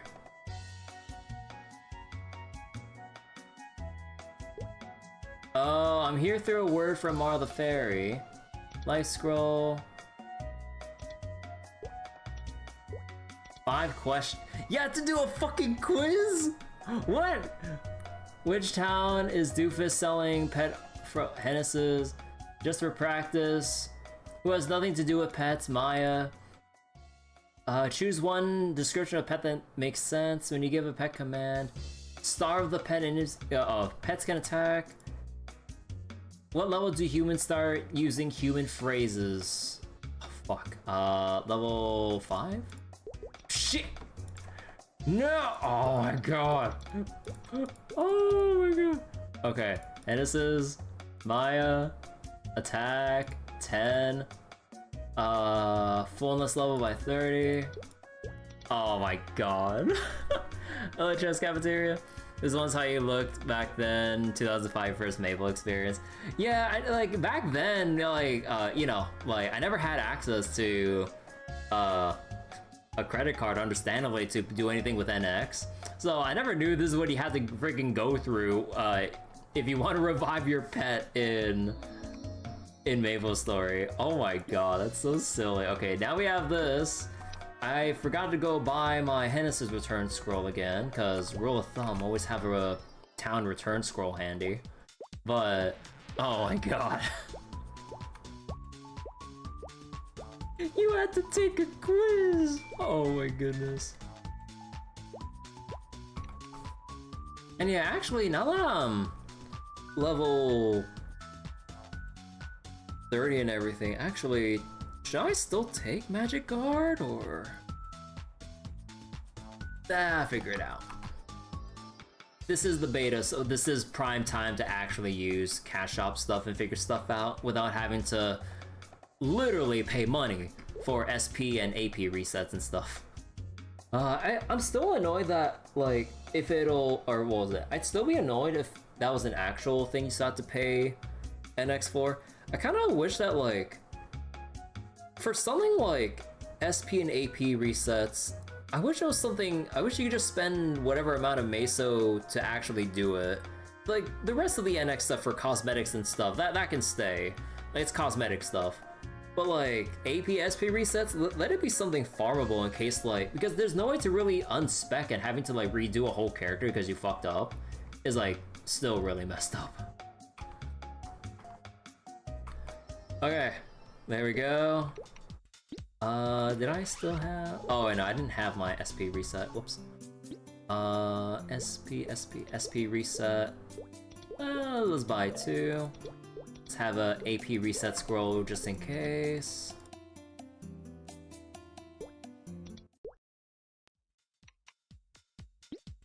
And yeah, no, we'll see after. And now gotta go back to Linea.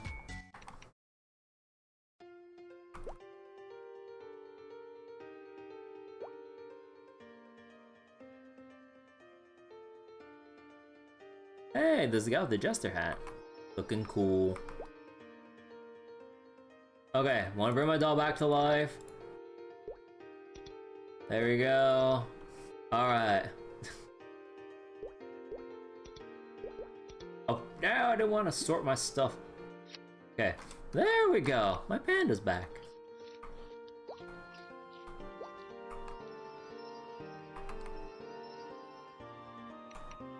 Alright, and I still had you on autopilot.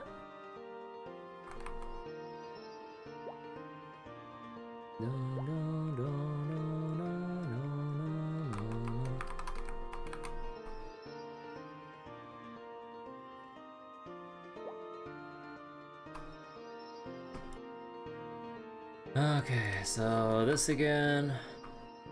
Go back up and talk to Grendel the really old. There's Arwen for her glass shoe quest. I've never really been able to do the glass shoe quest in OG MapleStory because you have to fight Fireborst to find Arwen's like glass shoe as a quest drop from them. But then the Fireborsts are so strong, at least from what I remembered, and like the drop rate is like obscenely rare in OG MapleStory that like it was never really worth even spending any time doing that quest because of the rarity. Unless you literally have nothing better to do.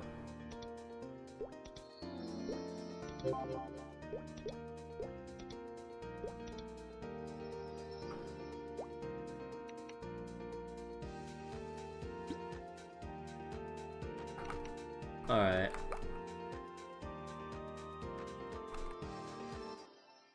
Alright, here we go. Just need to get the snail out of my way.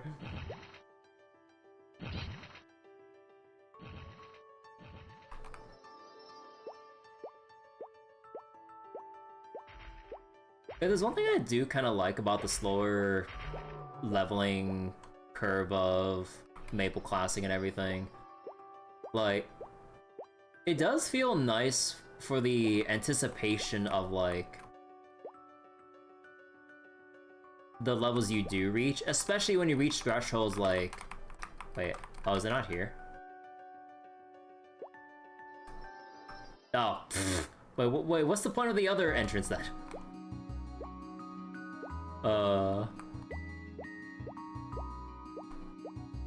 Because, like, with how fast-paced it is in current Maple and everything, like, 1 through 200 is just, like, a small, like, breeze and everything in comparison to, like, getting through,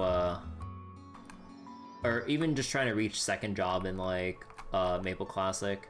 Which, I mean, I understand that, like, if a grind is too long, and I understand that in this position of, like, just spending my nights on stream, like, farming it out and stuff, but, like, I remember before, I'm not sure whether or not it was, like, me just playing extremely inefficiently back then, like, way back when, but, like, yeah, I remember it taking, like, weeks, if not months, for me to even get close to level 30, and I've never really ever gotten to level 30 before in Maple Classic like this. Like, in Modern Maple and stuff, I used to main Paladin and I got to level 240 something before I kind of got, well, one, burnt out. Also, there was the infamous compensation back then where there was, like, I think it was, like, about the whole cubing false advertisement with its rates and everything, and other egregious things that Nexon's been deliberately hiding from players, screwing them over, like, when it comes to equipment enhancing and everything. And they basically gave everyone vacuum pets, or pets that can AoE loot for you.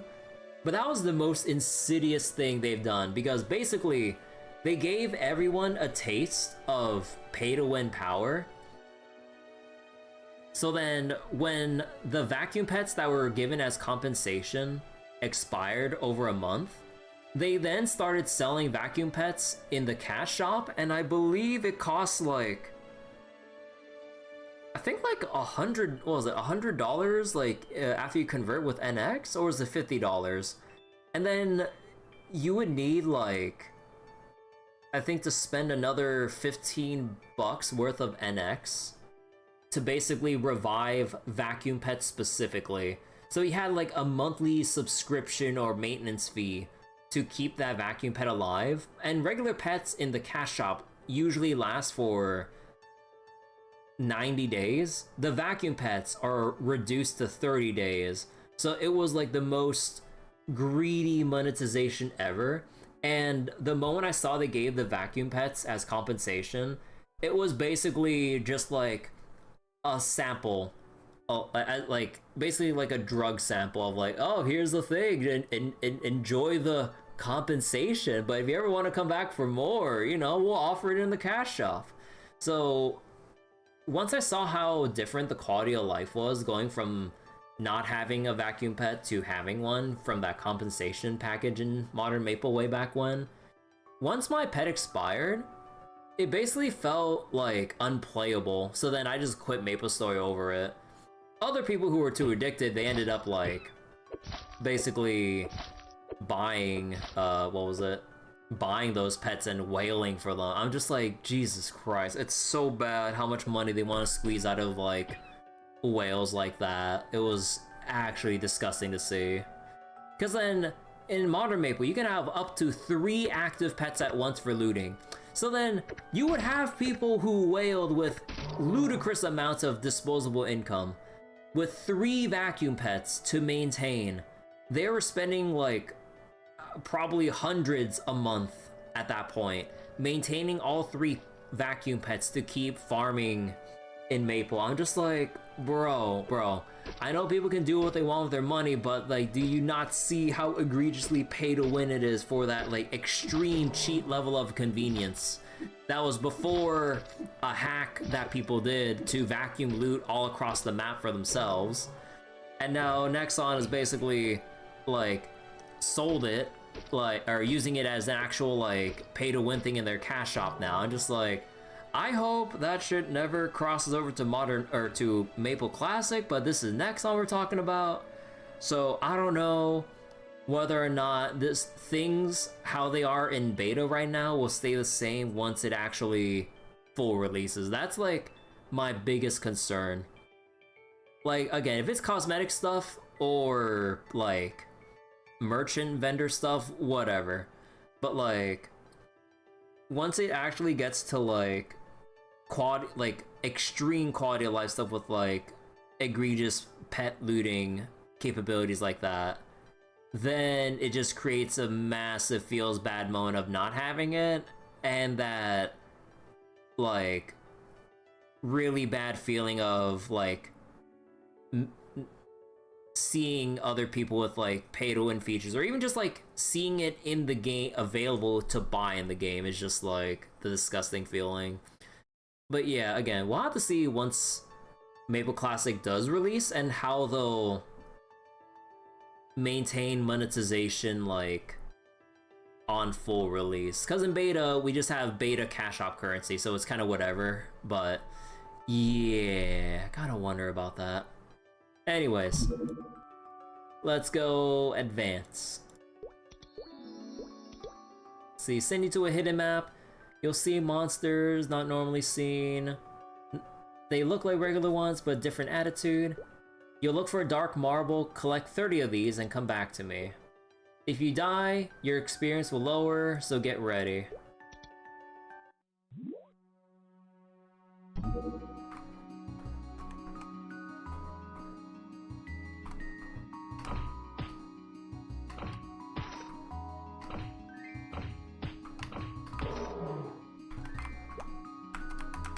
Come on, get out of my way. I don't want to know how much you hurt firsthand.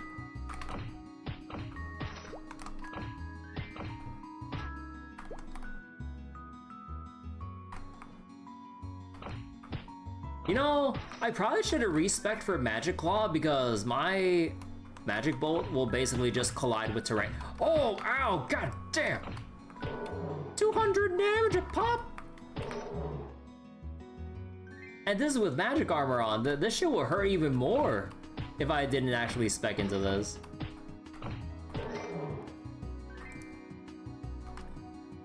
Oh my goodness.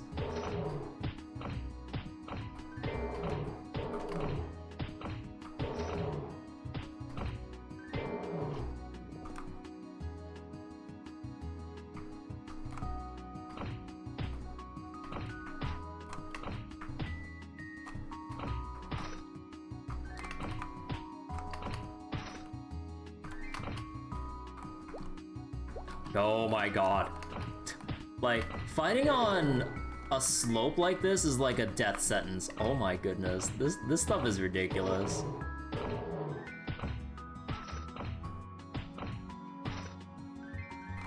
Okay, 15 out of 30, not bad.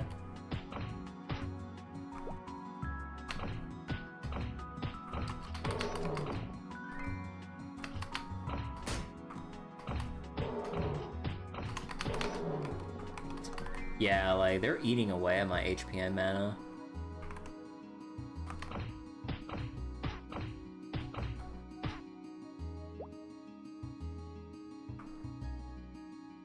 God, and some people are probably going to be doing this, like, undergeared. I mean, technically I'm undergeared, but some people are going to be doing this even more undergeared than I am.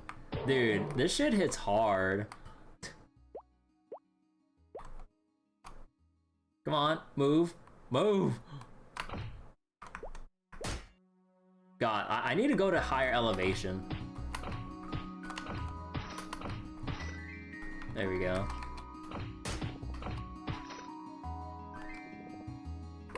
Like, these slopes make it so hard to try to avoid taking damage. Purposely so. But like, oh. Like that, the freaking energy bolt just fizzles out.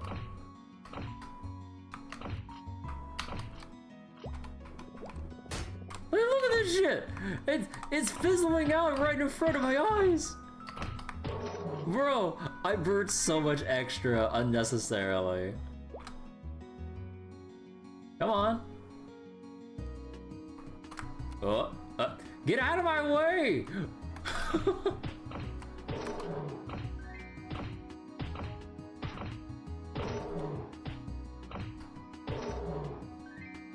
The drop rates on these aren't as bad as I thought.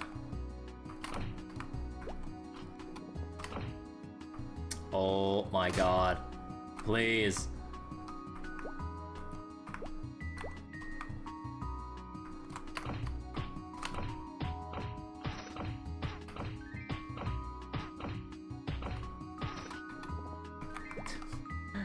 Oh, there we go. Oh, there's another one. Get out, not move, move. There we go.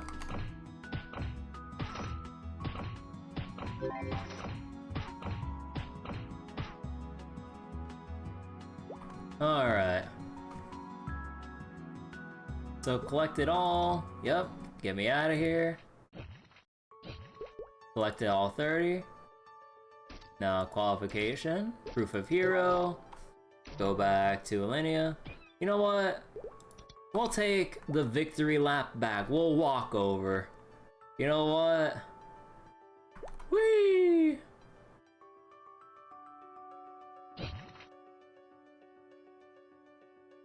How much damage do I take? 35.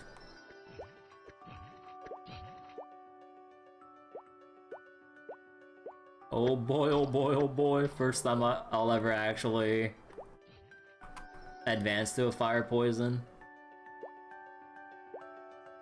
Also, our slimes oh, and not like I'll be farming on slimes, but are slimes resistant to poison as well? I wouldn't think they would implement resistances for enemies that low, right?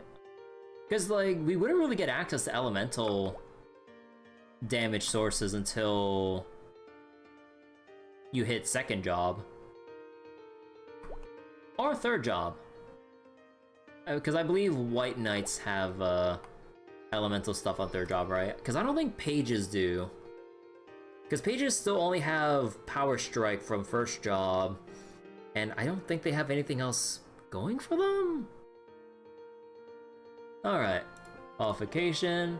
Got back here safely, well done, you passed my test, stronger now. Before that, you need to choose 1 to 3 paths. Please explain the characteristics of the Wizard of Fire and Poison. Alright, skills like meditation increase you and your party's magic attack, MP Eater, absorb enemies' MP from time to time, essential for magicians in combat. Fire Arrow. Most powerful skill available of the skills in the second job, work best on enemies weak to fire, damage will be higher, use it on enemies that are strong to fire and the damage will be reduced. Poison Breath. Once poisoned, enemies HP decrease over time. If the monster resists magic attacks, it may be a good idea to fire enough to kill them with poison. Oh. Oh, it's just like that. Okay. I'll choose my occupation. I will be fire poison. You want to be a wizard of fire and poison? Sure. Yeah! From here on out, wizard of fire and poison, high intelligence, power of nature all around us, take down enemies, continue studies for one day, blah blah blah. Giving you a list of skills, increase your max HP and mana. Check it out for— oh, they did! Cool. A little bit of SP. Yeah, a little bit is right. He only gave me one. Word of warning, you can't learn them all at once. Some skills are only available after you learn other skills. Make sure you remember that. Wizards have to be strong, but don't abuse your power by bullying weaklings. Earning your power, using it the right way. Find me after you advance much further. Alright. So, let me see. Like, yeah, I'm pretty sure we just take Poison Breath, but yeah, MP Eater. 30% success rate to absorb part of the enemy's mana. Party attack for 100 seconds. Duration goes up and a magic attack goes up per level. And teleport. Unfortunately, this is one of those things where teleport is something you would have to take, or you would have to just max out straight, or use only when maxed out. Otherwise, you're gonna cut into your mana pool so much because the mana cost goes down per level and distance increases per level. But we need to prioritize our actual farming, like, skills first. So, yeah. And this is one that I'm actually not too sure about. How many levels would you actually take in slow here to slow down enemies? Because, like, I'm not sure how... It seems like it could be useful on annoying maps where you have, like, monsters that zip around. Because, like, there are also monsters that float through the air and across platforms. So it does sound like it might actually be handy to take this, but then we need to have 5 skill points in the teleport before we can take any of this. And then that also means, like, more skill points diverted away from our actual attack skill, so we kind of just have to take Poison Breath here. But yeah, okay. So, time to go test this out! Now, where the heck do I test this?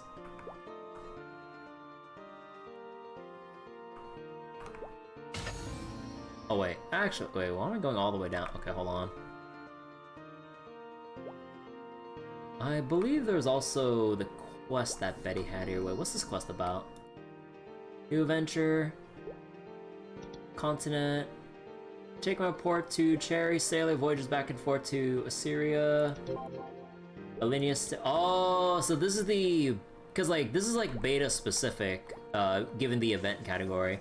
So they're actually encouraging players to check out the new continent and everything. Okay. So, alright, let me see. Also need to teleport back for the Alenia scroll.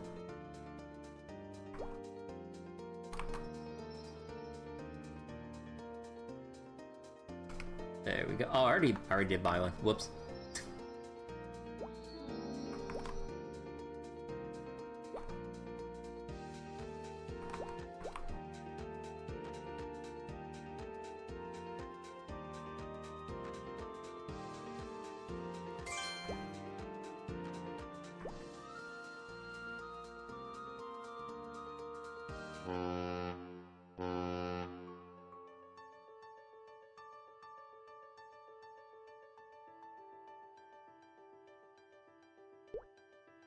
Let's see. Ahoy there, got something. Betty's research report.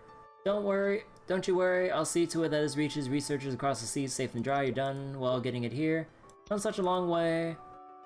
Now that you made it all the way to the docks, why not come aboard? Ship's bound for Assyria. We're seeing over there. Take the ticket.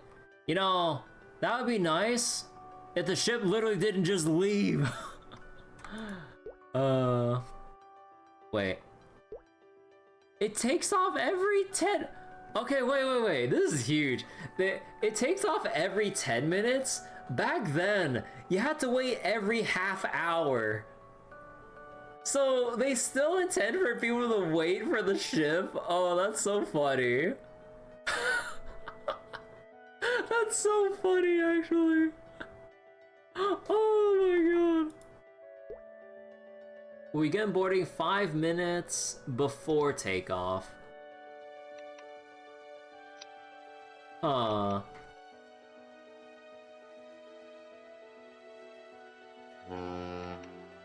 shit! The ship's here! Oh boy! Oh wait, no, they said, oh no, I have to actually, oh, I thought it said, oh, okay, I did not read. Okay, there we go.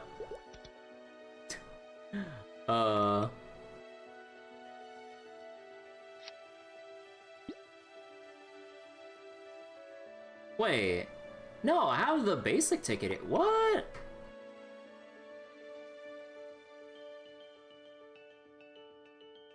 Weird. Wait. Cause like, wait, I literally talked to Cherry saying that like I wanted the board, but then she said I needed the ticket, but then what's the point of the basic pass then? Wait, what?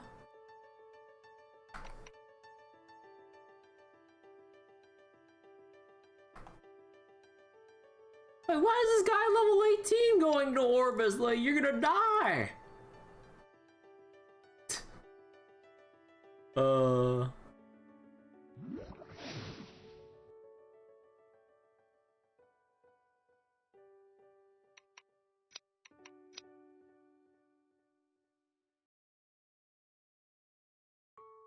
But yeah, if I remember correctly, Orbis should have return scrolls as well. So you can work around needing the travel if you make sure to keep like a couple return scrolls handy. Because otherwise, you're gonna have to pay up a pretty penny to get on board and make sure you don't die. Because like, there's a boss spawn that happens when you're outside as the ship's currently flying. Some people can try to kill the boss if they're high enough level for it, but actually, I'm not sure if that's still in because I'm not sure how long the boat ride actually takes. But, yeah. Because I believe the Crimson, yeah, I don't want to trade.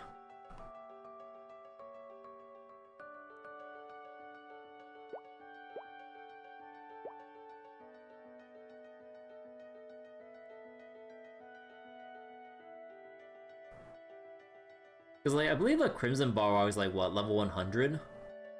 With, like, insane stats and ranged magic attacks and everything. So, only for people that are even close enough in level to try to kill it would try to get on the boat. And it's also an RNG spawn, if I remember correctly. So then, you might not be guaranteed to see it. So you would have to keep waiting, like, every half hour, board the boat, wait for the boat to take off, and then also, like, have the Crimson Balrog spawn. Selling magician equipment. And I got some.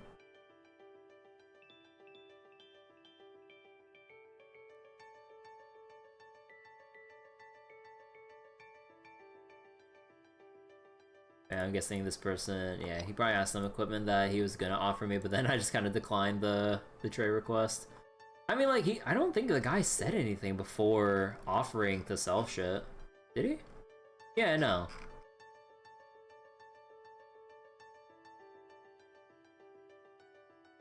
Selling level 30 magician hat and earrings.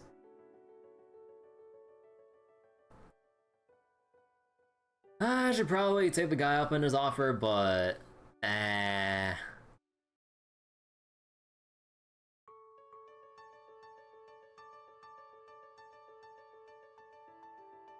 Alright, any minute now is gonna take off, oh boy.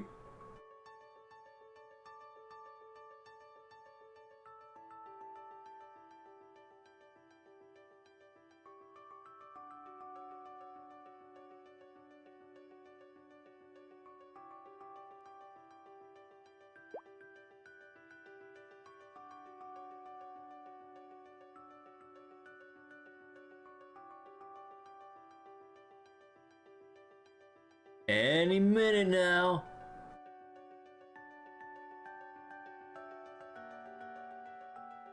Take off already. This is like the longest minute ever. Come on!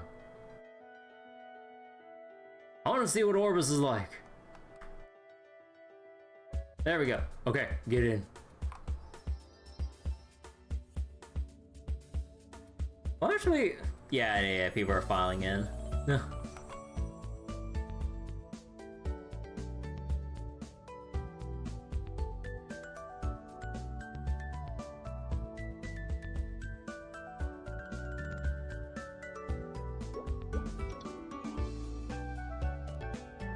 Alright, and now we wait. I forget how long the actual ride is, because like I'm pretty sure it's not going to be as long as like it was back in OG MapleStory. But I'm pretty sure if they're intent on having this on a set 10-minute schedule, they want to replicate at least part of the boat ride experience.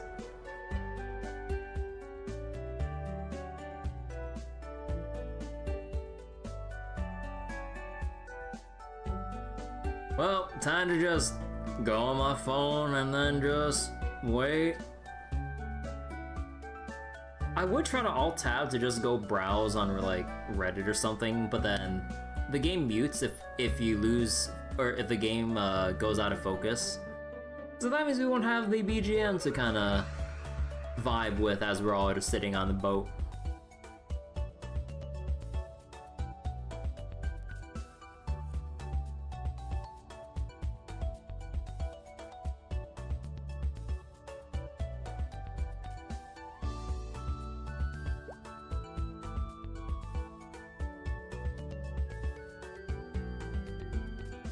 Speaking of muting the audio when out of focus.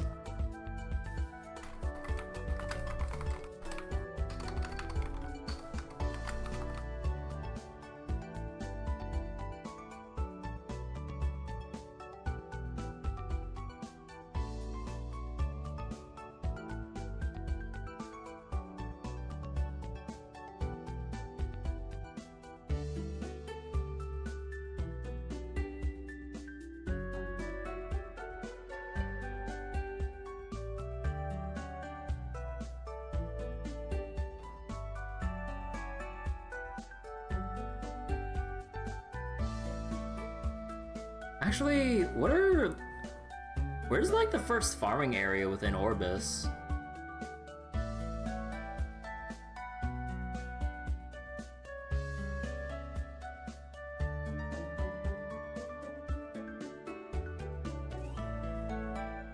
Is it Junior Sentinel straight away, or what? You know what, I'm actually just gonna alt-tab anyways. Let me see. Junior Sentinel...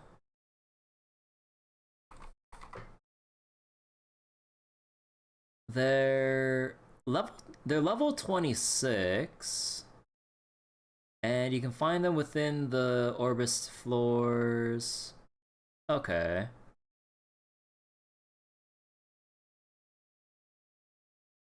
So wait, Orbis. So if you go to, actually, I'm just gonna like look through this. Top of the hill.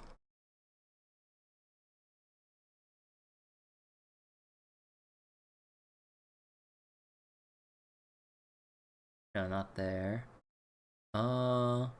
Where was it? Was it?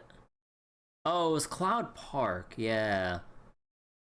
Oh, okay, no, those Pixie enemies are level 35. Okay, so no, I will not be going there or else I will perish. Okay, so Orbis Tower. You know what? Sure.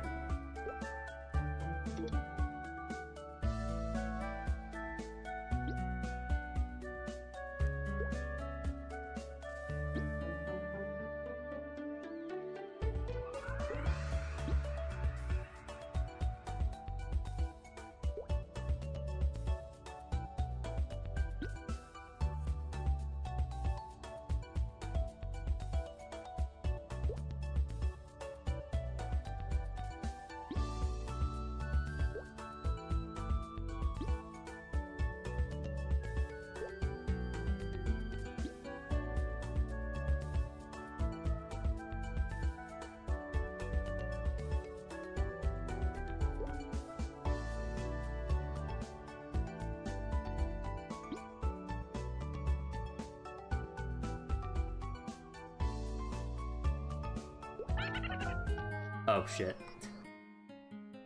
Oh, we got forced out, that's why.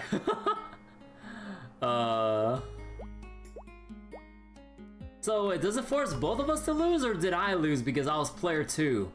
Hey, that's some bullshit. But hey, we're here. Finally in Orbis. Soul Machine.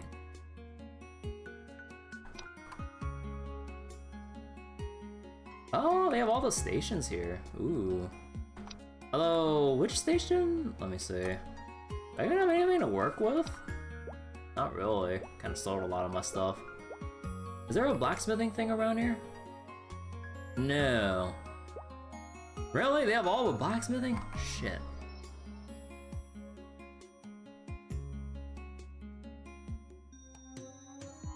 Yeah, there's the Return to Orbis scroll. Okay.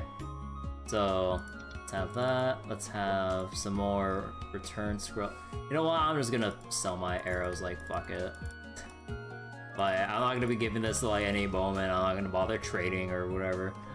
Alright, screw it.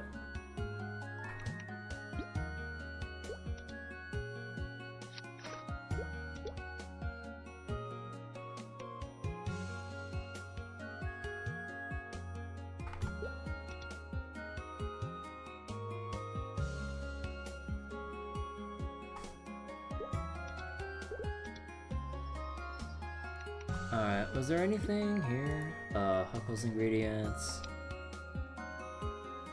Oh, I still have the... Huh. Alright, I believe that... Actually, wait, what do you have to say? Nah, you don't have anything to say.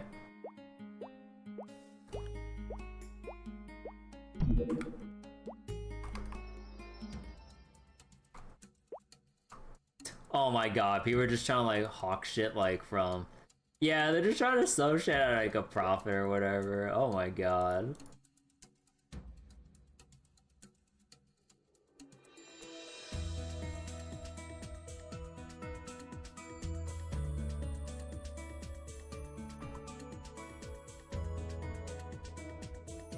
Oh my god, like what are these prices? So wait. I remember for Orbis PQ, the goddess statue on, or the angel statue on the very right, I believe, should have been a teleport room. Although, you know, that wouldn't be implemented within the scope of this beta, but okay.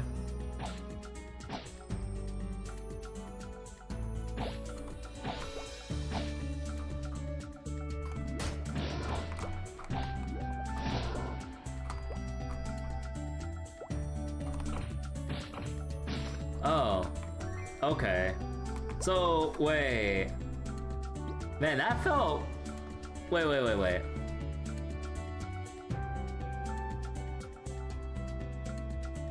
Up to 4 nearby enemies and a chance to poison them. And cannot poison people them that are... No. Wait, are Junior Sentinels resistant to something, by the way? Let me see.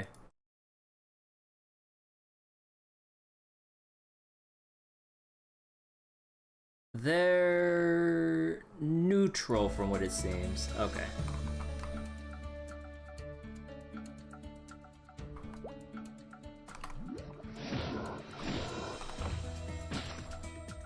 Yeah, okay, time out.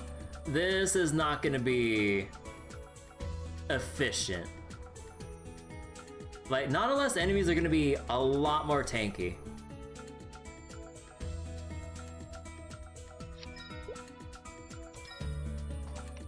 So, okay. So, let's go here. Actually, let's take our one in fire arrow.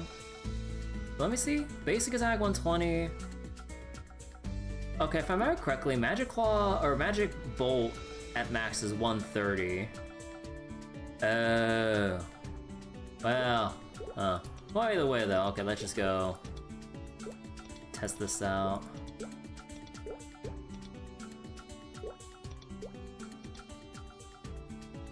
Let's go like Magic Guard 11.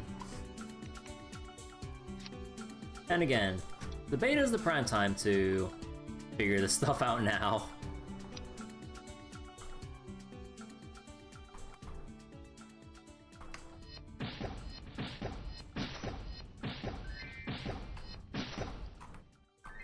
That takes 3 shots. That's costing me 42 mana for 1 kill.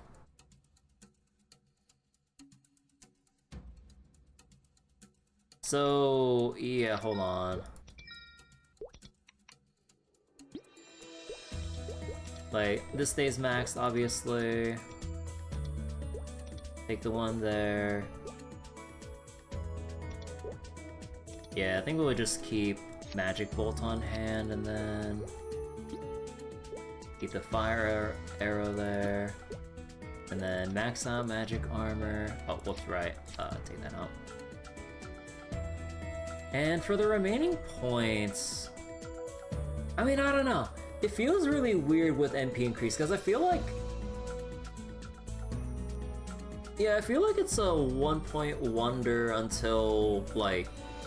Yeah, probably until, like, you finally do level up Fire Arrow where it becomes worth it. Or, outscales Energy Bolt. So, I think we'll just take Magic Guard so that, like, we don't take too much HP in damage.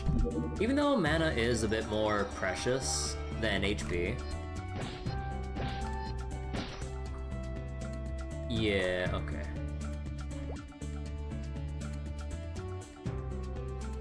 So then here, yeah, this is still a consistent 2-shot.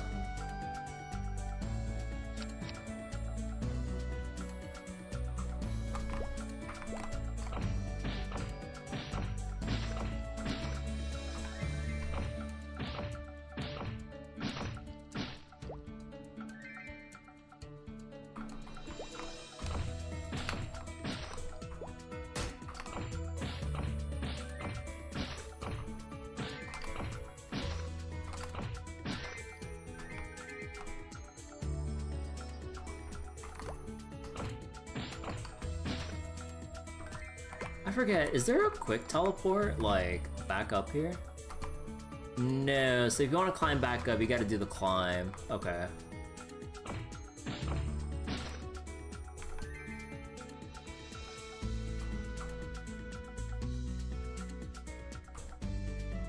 Man, spawns are sparser than I remember.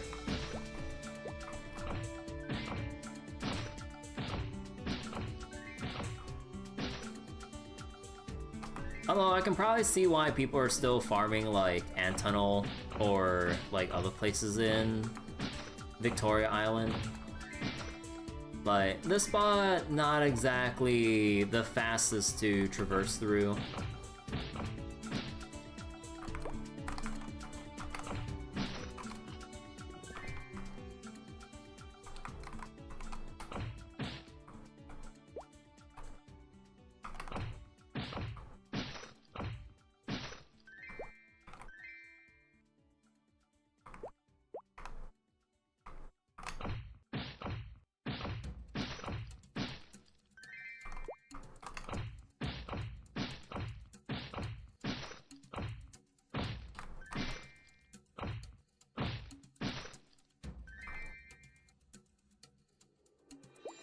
Huh. You know... Okay, at this point, if Fire Arrow is not going to be worth it until I'm assuming I hit level... Actually, you know what? I'm going to look this up. Like, what's the scaling on this? Because until it outscales 130, like, what do they call it? Basic attack? Or, let's just use Final Fantasy XIV terms. Like, until it gets past 130 potency, it's not gonna be worth it. So when do we outscale that? Oh, they didn't update this page yet in the Maple Classic Wiki. It's still using old values from the first beta. Because they say that it's basic attack 70 for this, but here it's basic attack 120. And it has a stronger fire dot too. So, oh yeah, I believe that, like, I think they said they originally made Fire Arrow like a multi-shot move. So that's why it's back to being single target with a higher base damage now.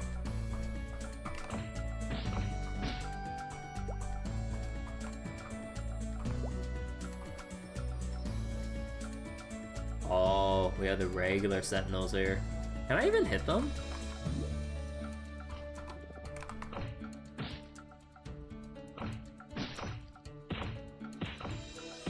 Yeah.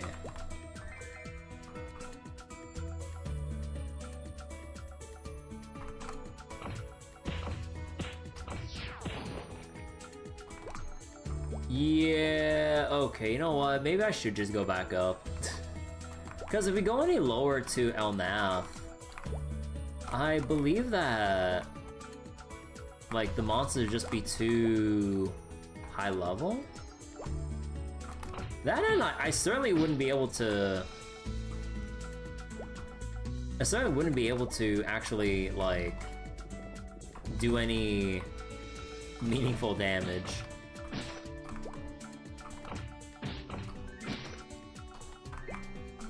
And I'll probably be at, like, a net negative of, like, mesas from having to restock on potions a lot more and faster than what I can actually farm out safely.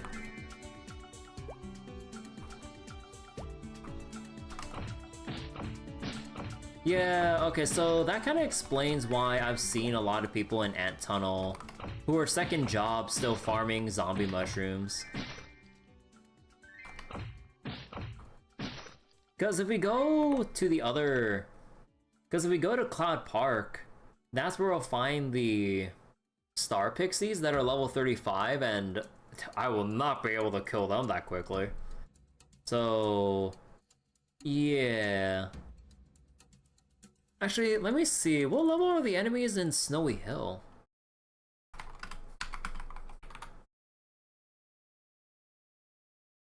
So, the Letty and Junior Pepes are basically the Pepes are supposed to be penguins, by the way, in this game. Level 35 and 32. Yeah, no, that's... yeah, no, I probably need to level up a lot more. So yeah, okay, so it doesn't really seem to... Yeah, it doesn't really seem that viable, like, farming here, which is why no one else is here, duh. I mean, I know I'm kind of, like, probably figuring out no duh kind of stuff, like, right now. But, yeah, I just wanted to see it for myself, like, is it really as bad? Yeah, like, there's too many scattered platforms and not enough regular monster spawns. Because otherwise, like, you're gonna have to keep rotating, like, from the bottom section here and then having to climb... Wait, can I just change channels? Oh...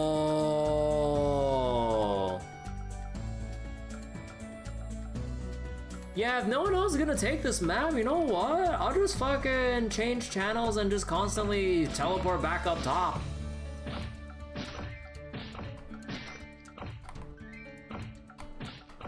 Like, I mean, I have this whole map to myself at this time of day, so you know what? Might as well. It might be a little bit more work, but hey, no one's contesting me for this shit.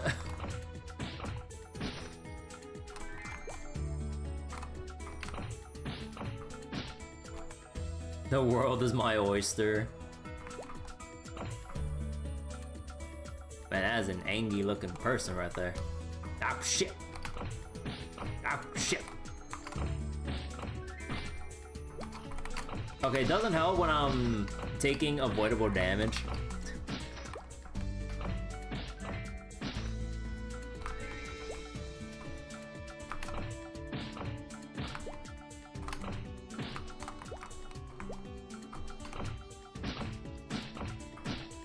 The grave too is my oyster.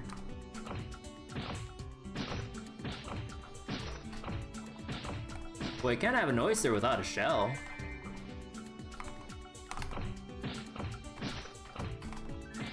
Man, I really gotta wonder though. Oh man, looks like this person is actually going back up the farm. Man, no, I'm changing channels. Teleported back up.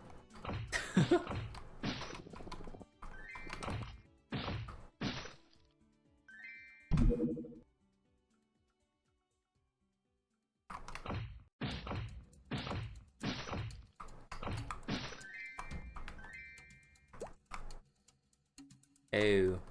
Okay. How am I gonna farm this? Oh boy. You know, this is where Ice Lightning Mages would shine. Because they would have access to hitting, like, multiple enemies on these kinds of platforms. I still only have single target. I'm gonna lose so much HP trying to, like, farm that. Well, here we go!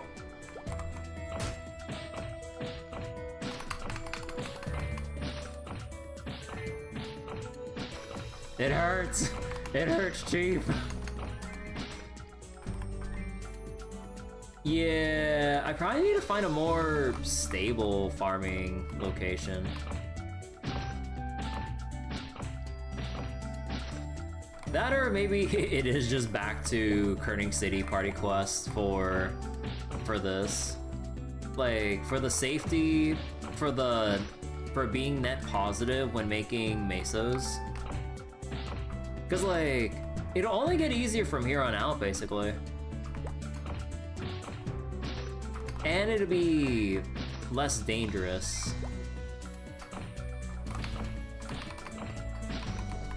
So I won't be burning like as many potions, like because like if there's one thing about these Junior Sentinels, they are a lot faster, so I can't like hit them fast enough if they're within close proximity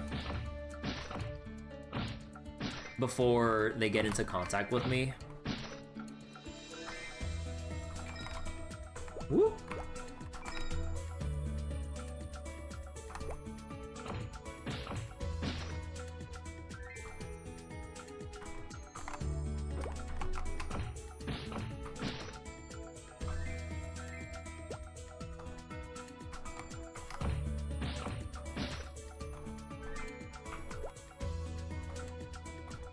Okay, it seems like this guy's not really intending. Well, okay, no, he's.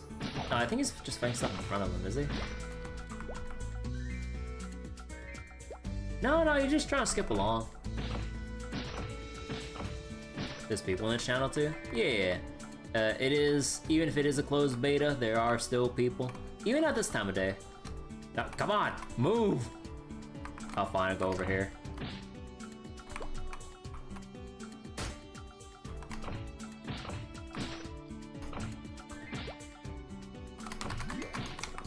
God, oh my god, get off of me! Yeah, my case in point, yeah, this is gonna be rough.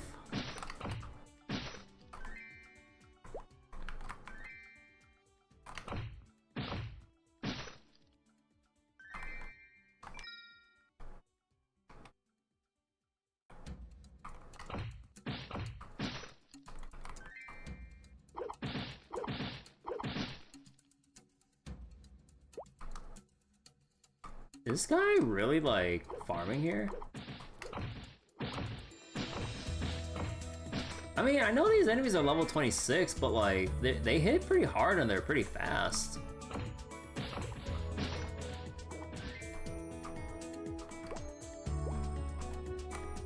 Ah.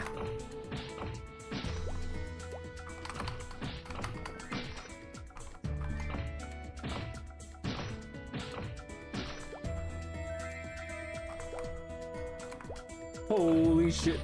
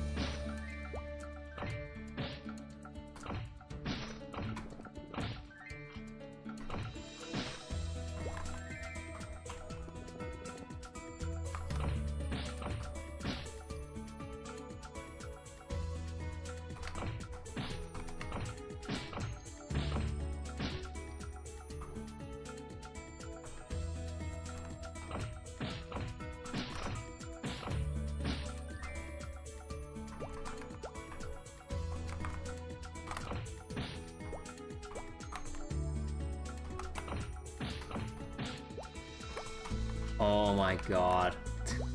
Okay, these things are a big pain in the ass to actually find, and I aggroed a whole bunch of them.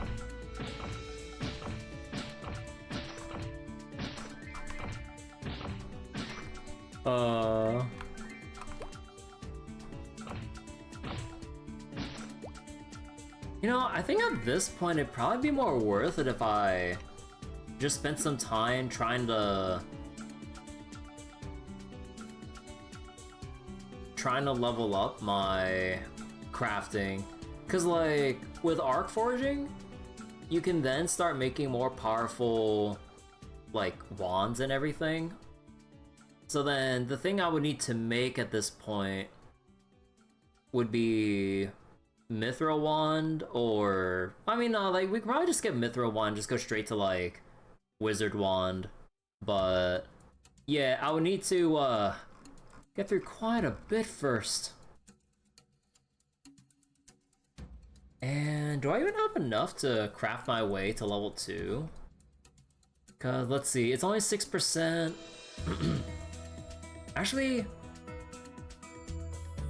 no, I'd be too off. I would need to find an aquamarine or garnet ore somewhere.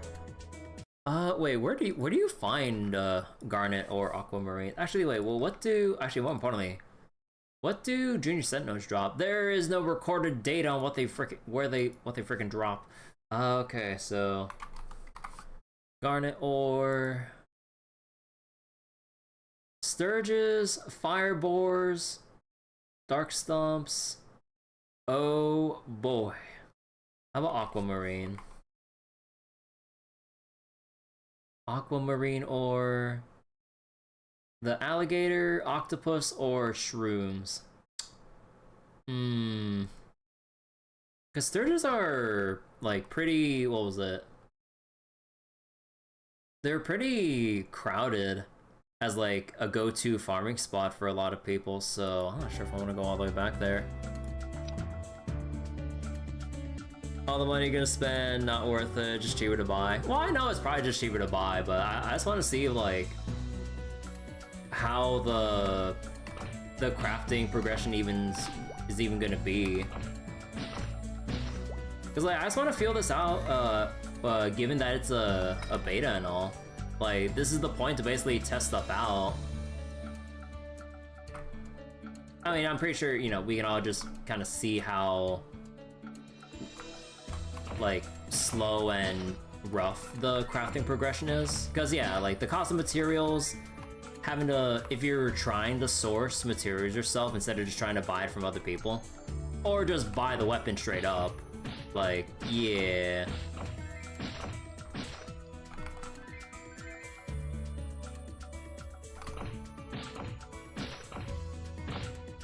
It's actually good, but not cheap to update. Yeah, I mean, like, I'm still using, well, actually, no, I remember I did buy the ice wand, but, yeah, like, probably not worth upgrading at every 5 level increments at this point. Like, probably best to attempt to, like, keep up with crafting levels so that we can eventually, like, get certain gear and then just, like, slow, or just, like, kind of upgrade our gear without having to go for a new tier weapon, like, every 5 levels. So then, like, maybe we can make a weapon last for 10 levels so that we don't have to upgrade with like a whole ass new wand.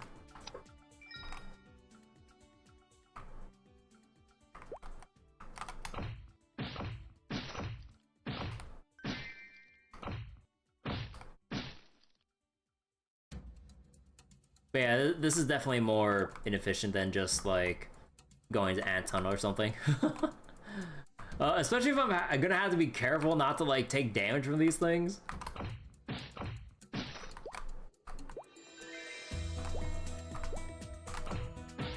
Like having to do this like little song and dance to like avoid get off of me.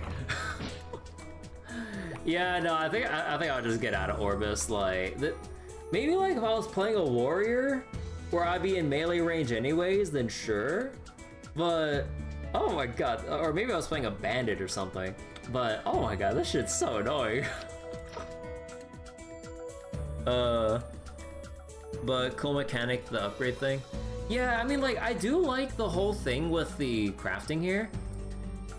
The issue that I kind of find with it, it's kind of rough to get going.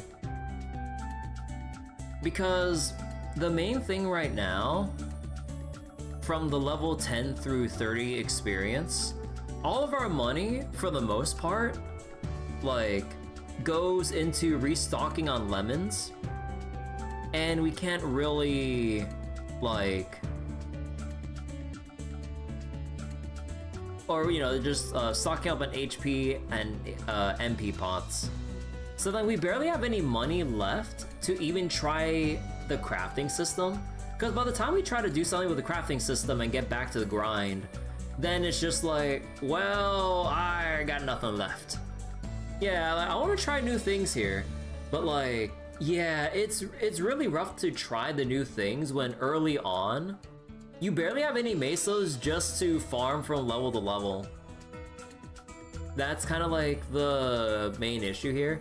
Like, either if they remove the meso cost, although I kind of understand, like, MMO economy-wise to have, like, meso sinks so that, like, there is somewhere to just spend your mesos. Because eventually, like, you know, there's, I mean, I would assume anyways, like, there'd still be, like, inflation issues with, like, the meso economy and everything down the line. But I feel like either they should lessen the cost of, like, the low-level stuff. I mean, I don't know how expensive things get once you get to, like, level 10, 8, or 9, or whatever. Like, I don't know. Like, maybe keep the higher level stuff, like, higher cost to make. But at least, like, just getting through level 1. Like, even 100 mesos, when you unlock crafting early, is, like, a significant chunk for early levels. Later on, probably be easier to kind of go through. You think it needs to cost mesos from, like, level 3 and above? Yeah, like, I think, like, level 1 and 2 should either not, yeah, like you said, not have a cost, or make it much cheaper. Because even, like, 100 for 1 ingot is still a decent amount. And then when you actually try to craft, like, an actual piece of equipment, then it's 1,000, then it's gonna be like 2,500. What, level 3 is like 3,500?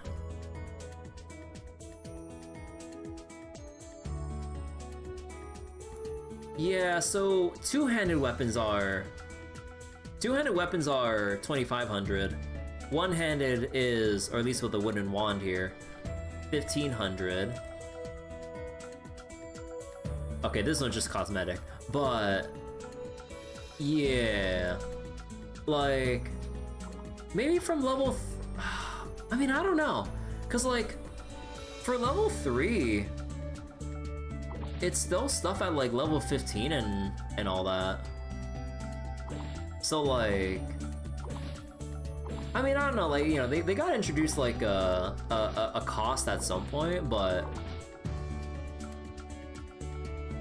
I really don't know. It feels weird with, like, what parts of the crafting progression should be, like, whatever price. 30k to upgrade every level from 3, it's hard. Yeah, like, the amount of mesas you need to get through certain levels is really rough unless, like, you really pull together money and materials from, like, friends or other people, or just try to trade up so that you have enough materials and mesas to do whatever you need. Like, it's rough. Cause, like, wait, is there anything else we need here? I believe I heard with smithing you need, yeah, smithing you do need for making ingots and everything. I think the other stuff is more for the other jobs. Yeah, so, like, this stuff is for, like, general jobs or thieves or warriors. Then tailoring. for seems like magicians or the ever so famous work gloves. But yeah, so tailoring is for like mage equipment and stuff like that. So I need smithing for the ingots, tailoring for mage. Well, technically there is wood crafting, but that's mainly for bowmen and stuff because like there is staves here, but just because like the staves are made of wood. So then after that, just go straight to Arcforge for the actual special wands. And leather working is mainly for what? Thieves and bowmen? Yeah, okay, so basically for mages, smithing first, tailoring, and more importantly, Arcforge. But yeah, okay. I think I will just, let me see. What crafting stations were there in Orbis?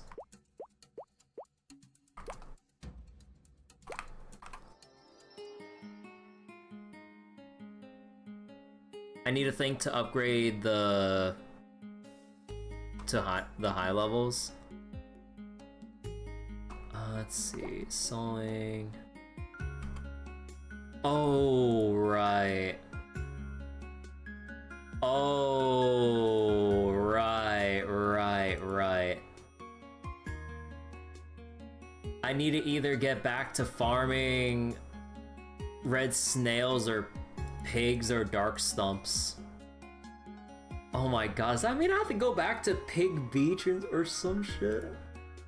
Or whatever enemies drop animal fur? Actually no, wouldn't that be the boars? Oh my god.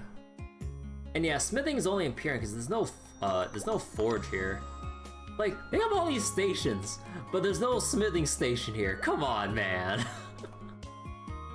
Alright, let's just craft all of this.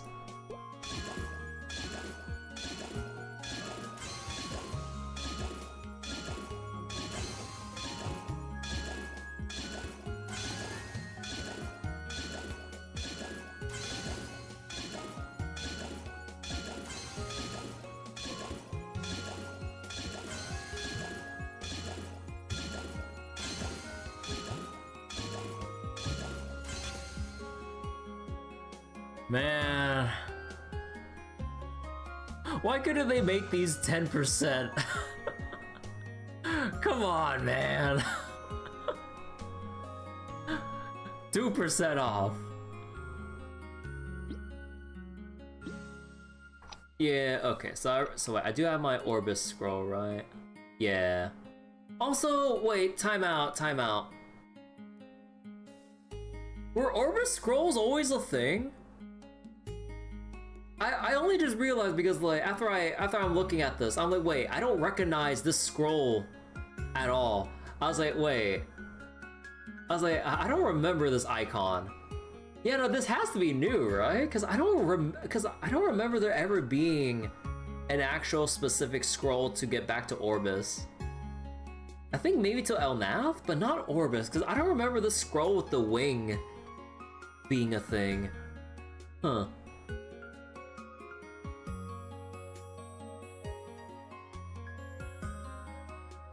Oh yeah, actually, wait, wasn't there also a weapon shop around here? Like, let me see how the prices are, like, for level 30 equipment. I think there was one around here somewhere. Because the other one was just a potion shop. Yeah. So, how much is new equipment here?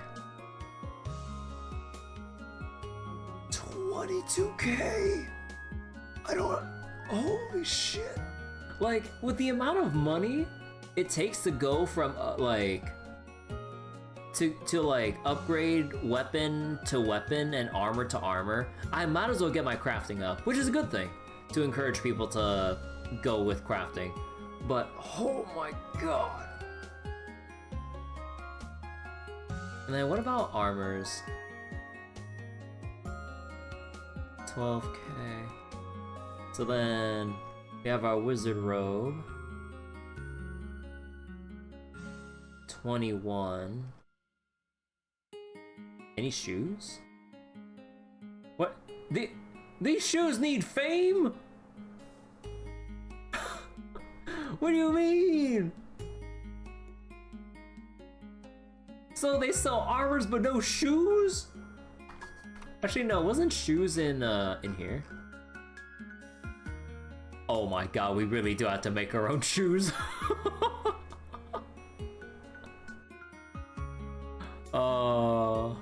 Alright. Okay. So I guess like what? Once you hit level 30, you just gotta go on like a crafting journey to basically like make your own equipment. Alright.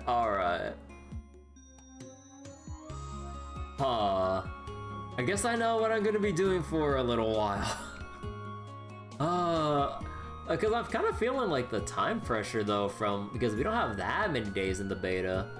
But yeah, I will see how rough it is trying to like grind up myself and then probably, okay, so wait, if I'm going to grind this, how are we gonna do this? So I would have to keep making all the ingots here and try to get through the later levels here. Oh wait, these ones only oh no, there's the mithril ingot right there. Okay. And then ribbon pigs. Although I don't know what map there is that has a consistent spawn of dark stumps. Cause like all the maps that I've seen all have a mixture of regular stumps, dark stumps, mushrooms, or some other random enemy. And animal fur, actually I'm gonna have to look that up. But, Cause yeah, if I want to start making new gloves for myself or new shoes, I will have to get this going. Then these ones I can kind of just ignore. And then, yeah, I would have to keep my eye out for aquamarines or garnets and stuff. Okay, I guess I would have to teleport back. Okay, so where is... You know what? Fuck it. Back to Sleepywood. Or, wait. Or back to Kerning City. Wait, can he not? Oh!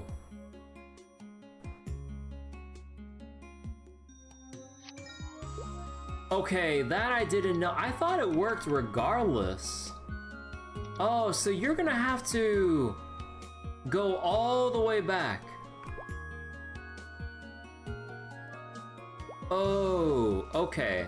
So that's why no one else really goes here. So then if you ever needed to dip back, you have to, oh boy. You know, I'm also surprised I still remember that teleport being a thing. Holy shit.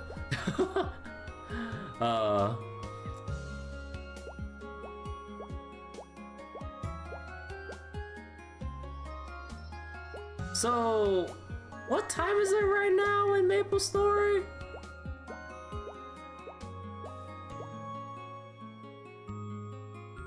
Okay, so I can still make it. Wait, can you actually go to Ludibrio? The ship to that destination is not in operation. Okay, I was like, wait, there's no way Ludibrium's out right now.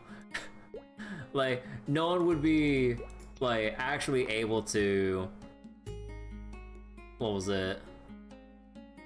Like, survive there at this point.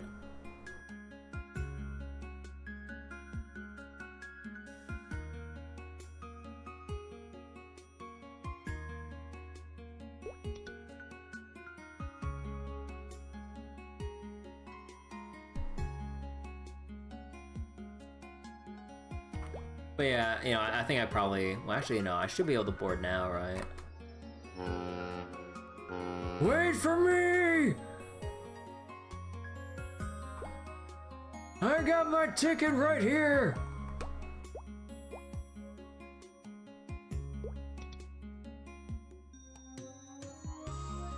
Alright. No, so I just gotta sit my ass and take the boat of shame back, and I wasted basically like what?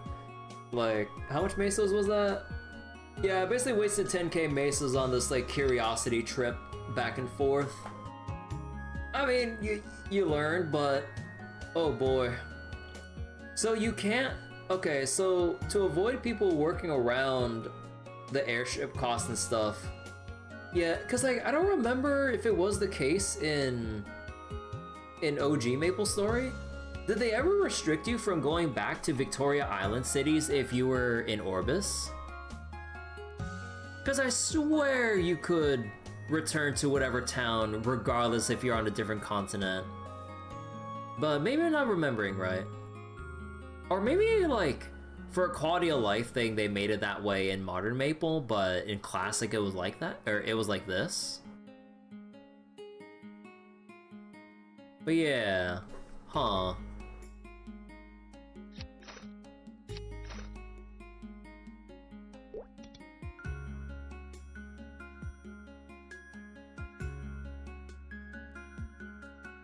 Oh yeah.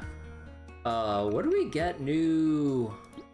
What do we get new, like, outfits? Oh no, tailoring doesn't give you any overalls or tops. It's only general pants for looks, or specific job gloves and shoes, and the capes. Woodcrafting, no. Leather, no. Okay, so we have to find our own sources of overall gear. Okay.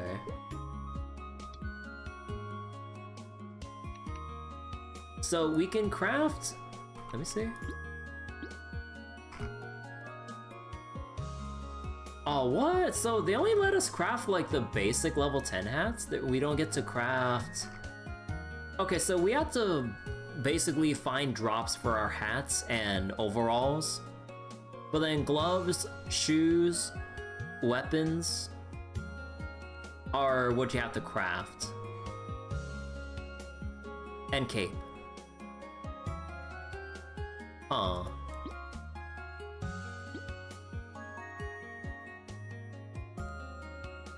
You know, it's still crazy that shields can actually block damage. Because, like, over the long run, all the instances of block damage would kind of add up a lot to saving on a good amount of potions. But, yeah, because before, it was always just, you know, like, it was always just there thematically as a stat stick. It never really blocked attacks until they, like, this is entirely new to MapleStory, having shields that properly give you a block chance. I kind of wonder, you know, like, I know it's like a text description, but I kind of wish they made it explicit in terms of how much block chance it provides you. Like, they could just make it a regular, like, a regular equipment stat and just show like block chance 5% or something. Like, that would be really nice. Cause like, it really feels very rare when we get to block attacks. And I understand, oh shit. And I understand like, not really giving people too much access to block chance stuff, but yeah, I think there'd be room in itemization for having scrolls of like shield block chance or something. And then people would have to like, actually I'm not sure, like other shield scrolls that give like plus to int or other stats? Or is it just like, are there any that provide accuracy? I don't know how it goes for shield scrolling. But yeah, it could increase like variety on whether or not people want like block chance for tankier builds, or I mean, I know that end of the day for MapleStory it's basically just damage, but yeah, I don't know. But I wonder how much it could affect things if you could actually scroll for block chance. You know, not by much. And I would imagine they would have to really be careful about the block chance values, because if you're gonna think about scaling it to higher levels like 30 plus, 70 plus, 120 plus, all the way to eventually 200 and whatnot, like, you still shouldn't really have to, or you shouldn't really have too high a block chance. So this is like one of those things where, actually, I don't know, that feels like a balancing nightmare. Because like, if you make it too common for people to have access for block chance, then it would basically give everyone too much easy access for survivability. Although, if I remember correctly, don't White Knights or Paladins have shield mastery to increase block chance? Like, it makes sense for Paladins or whatever, because they're supposed to be tanky.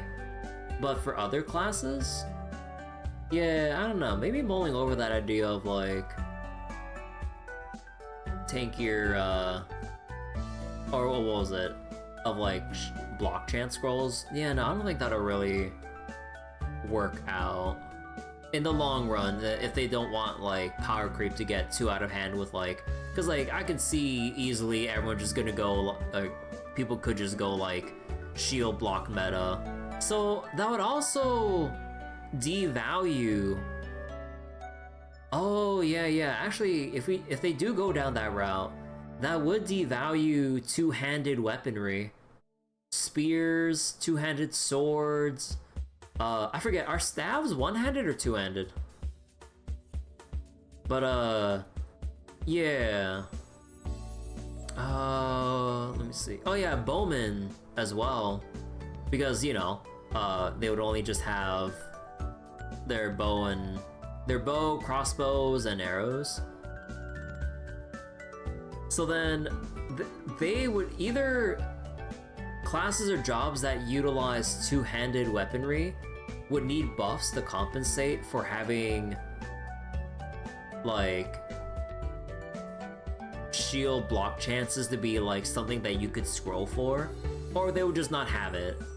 That, or it's only a fixed value on shields, but even if there's a higher level shield, it probably wouldn't even increase that much, because probably like it could or should be here just as a thing, but like it shouldn't really increase in value too much from upgrade to upgrade.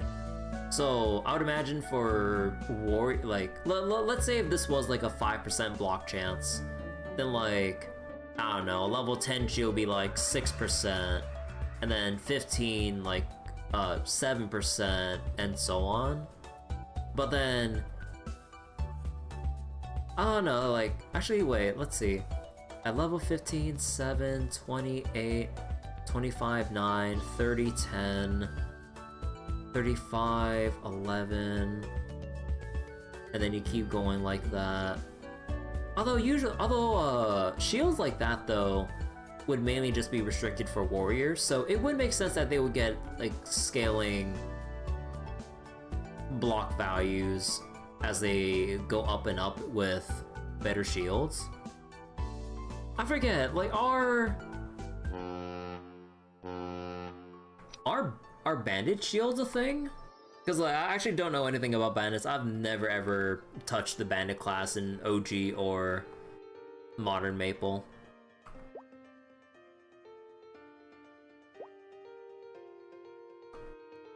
Okay, so I guess I would have to just go to Pirion and just go smithing or whatever.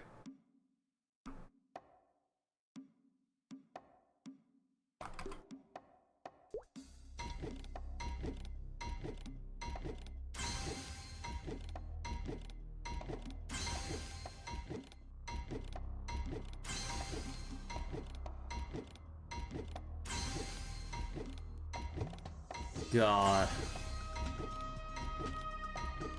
Oh my goodness.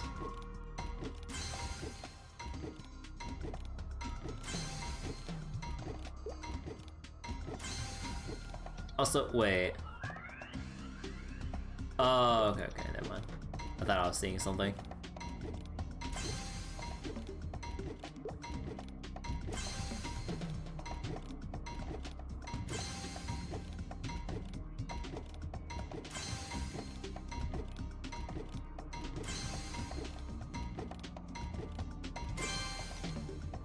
Yeah, level 2. And Mithril, I only got like 6. Wait, it only provides like 3%?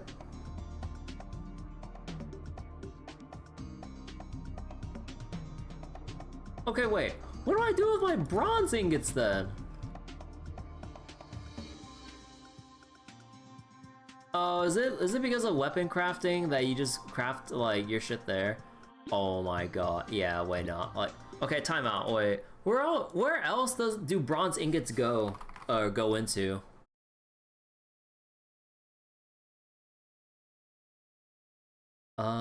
Bronze ingot. Okay, man, this is gonna be an. They're gonna really have to like update the wiki because yeah, no. Let's see.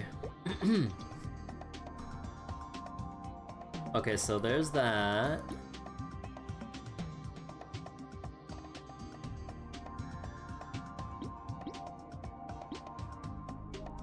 Oh boy.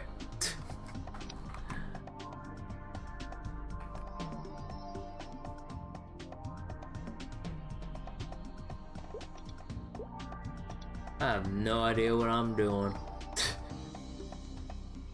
Also, yeah, so much for like putting either of these to the test because yeah, like the big issue with this, or at least like, you know, just from the first skill point we only have, like this does not outdo Energy Bolt because it has 10 less basic attack power, and the dot damage that it's supposed to provide, we're gonna have to wait too long for the dot to actually do anything. So it's mainly for like really tanky enemies.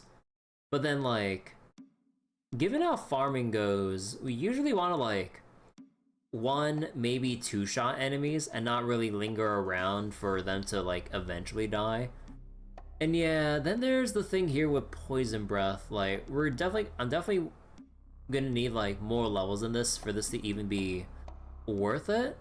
And also for maps to be dense enough to contact multiple enemies right now. You know, I kind of wonder if I should just like put the first point into like MP Eater of all things, so I could just sustain myself and reduce the cost like of farming. Because like I'm not sure how much MP, like let's say how much MP does like a zombie mushroom has. Like they got like what? They only got 30 MP. Or what about horny mushrooms? Wait, hello? Come on. What about horny mushrooms? 30. So, a 30% chance to absorb 30% of 30, which is 9 MP. Although, I'm not sure, does this proc on multiple enemies at the same time? Or not? But yeah, that's basically more than half the cost of an energy bolt. Or a fire arrow. Well, alright, I'm gonna have to stop it here for tonight. It is getting pretty late, actually. So, alright. So, thank you all so much for watching tonight. So, one, I am happy that I hit fire poison, but yeah, probably in hindsight should have figured that going straight to Orbis was one, waste of time and money, or Mesos. But yeah, I guess we really do just have to like stick around on Victoria Island for a while and just farm whatever's available like on Victoria Island and slowly chip away at like the crafting grind because yeah, like we're really gonna need to work on crafting because some shop options are just way too expensive to bother with. So, huh. So I wonder, like, it probably wouldn't be until like higher level. Well, actually, wait, if I'm gonna be going back to lower levels to farm lower level enemies for materials, then maybe I could use poison breath or something just for the AoE. I don't know. But yeah, I'll have to figure that out, but I need to go get some rest. So, yeah, take care everyone. Thank you all so much for watching tonight, and I'll figure out what to go stream for tomorrow. So, bye-bye everyone. Have a nice night or day wherever you are.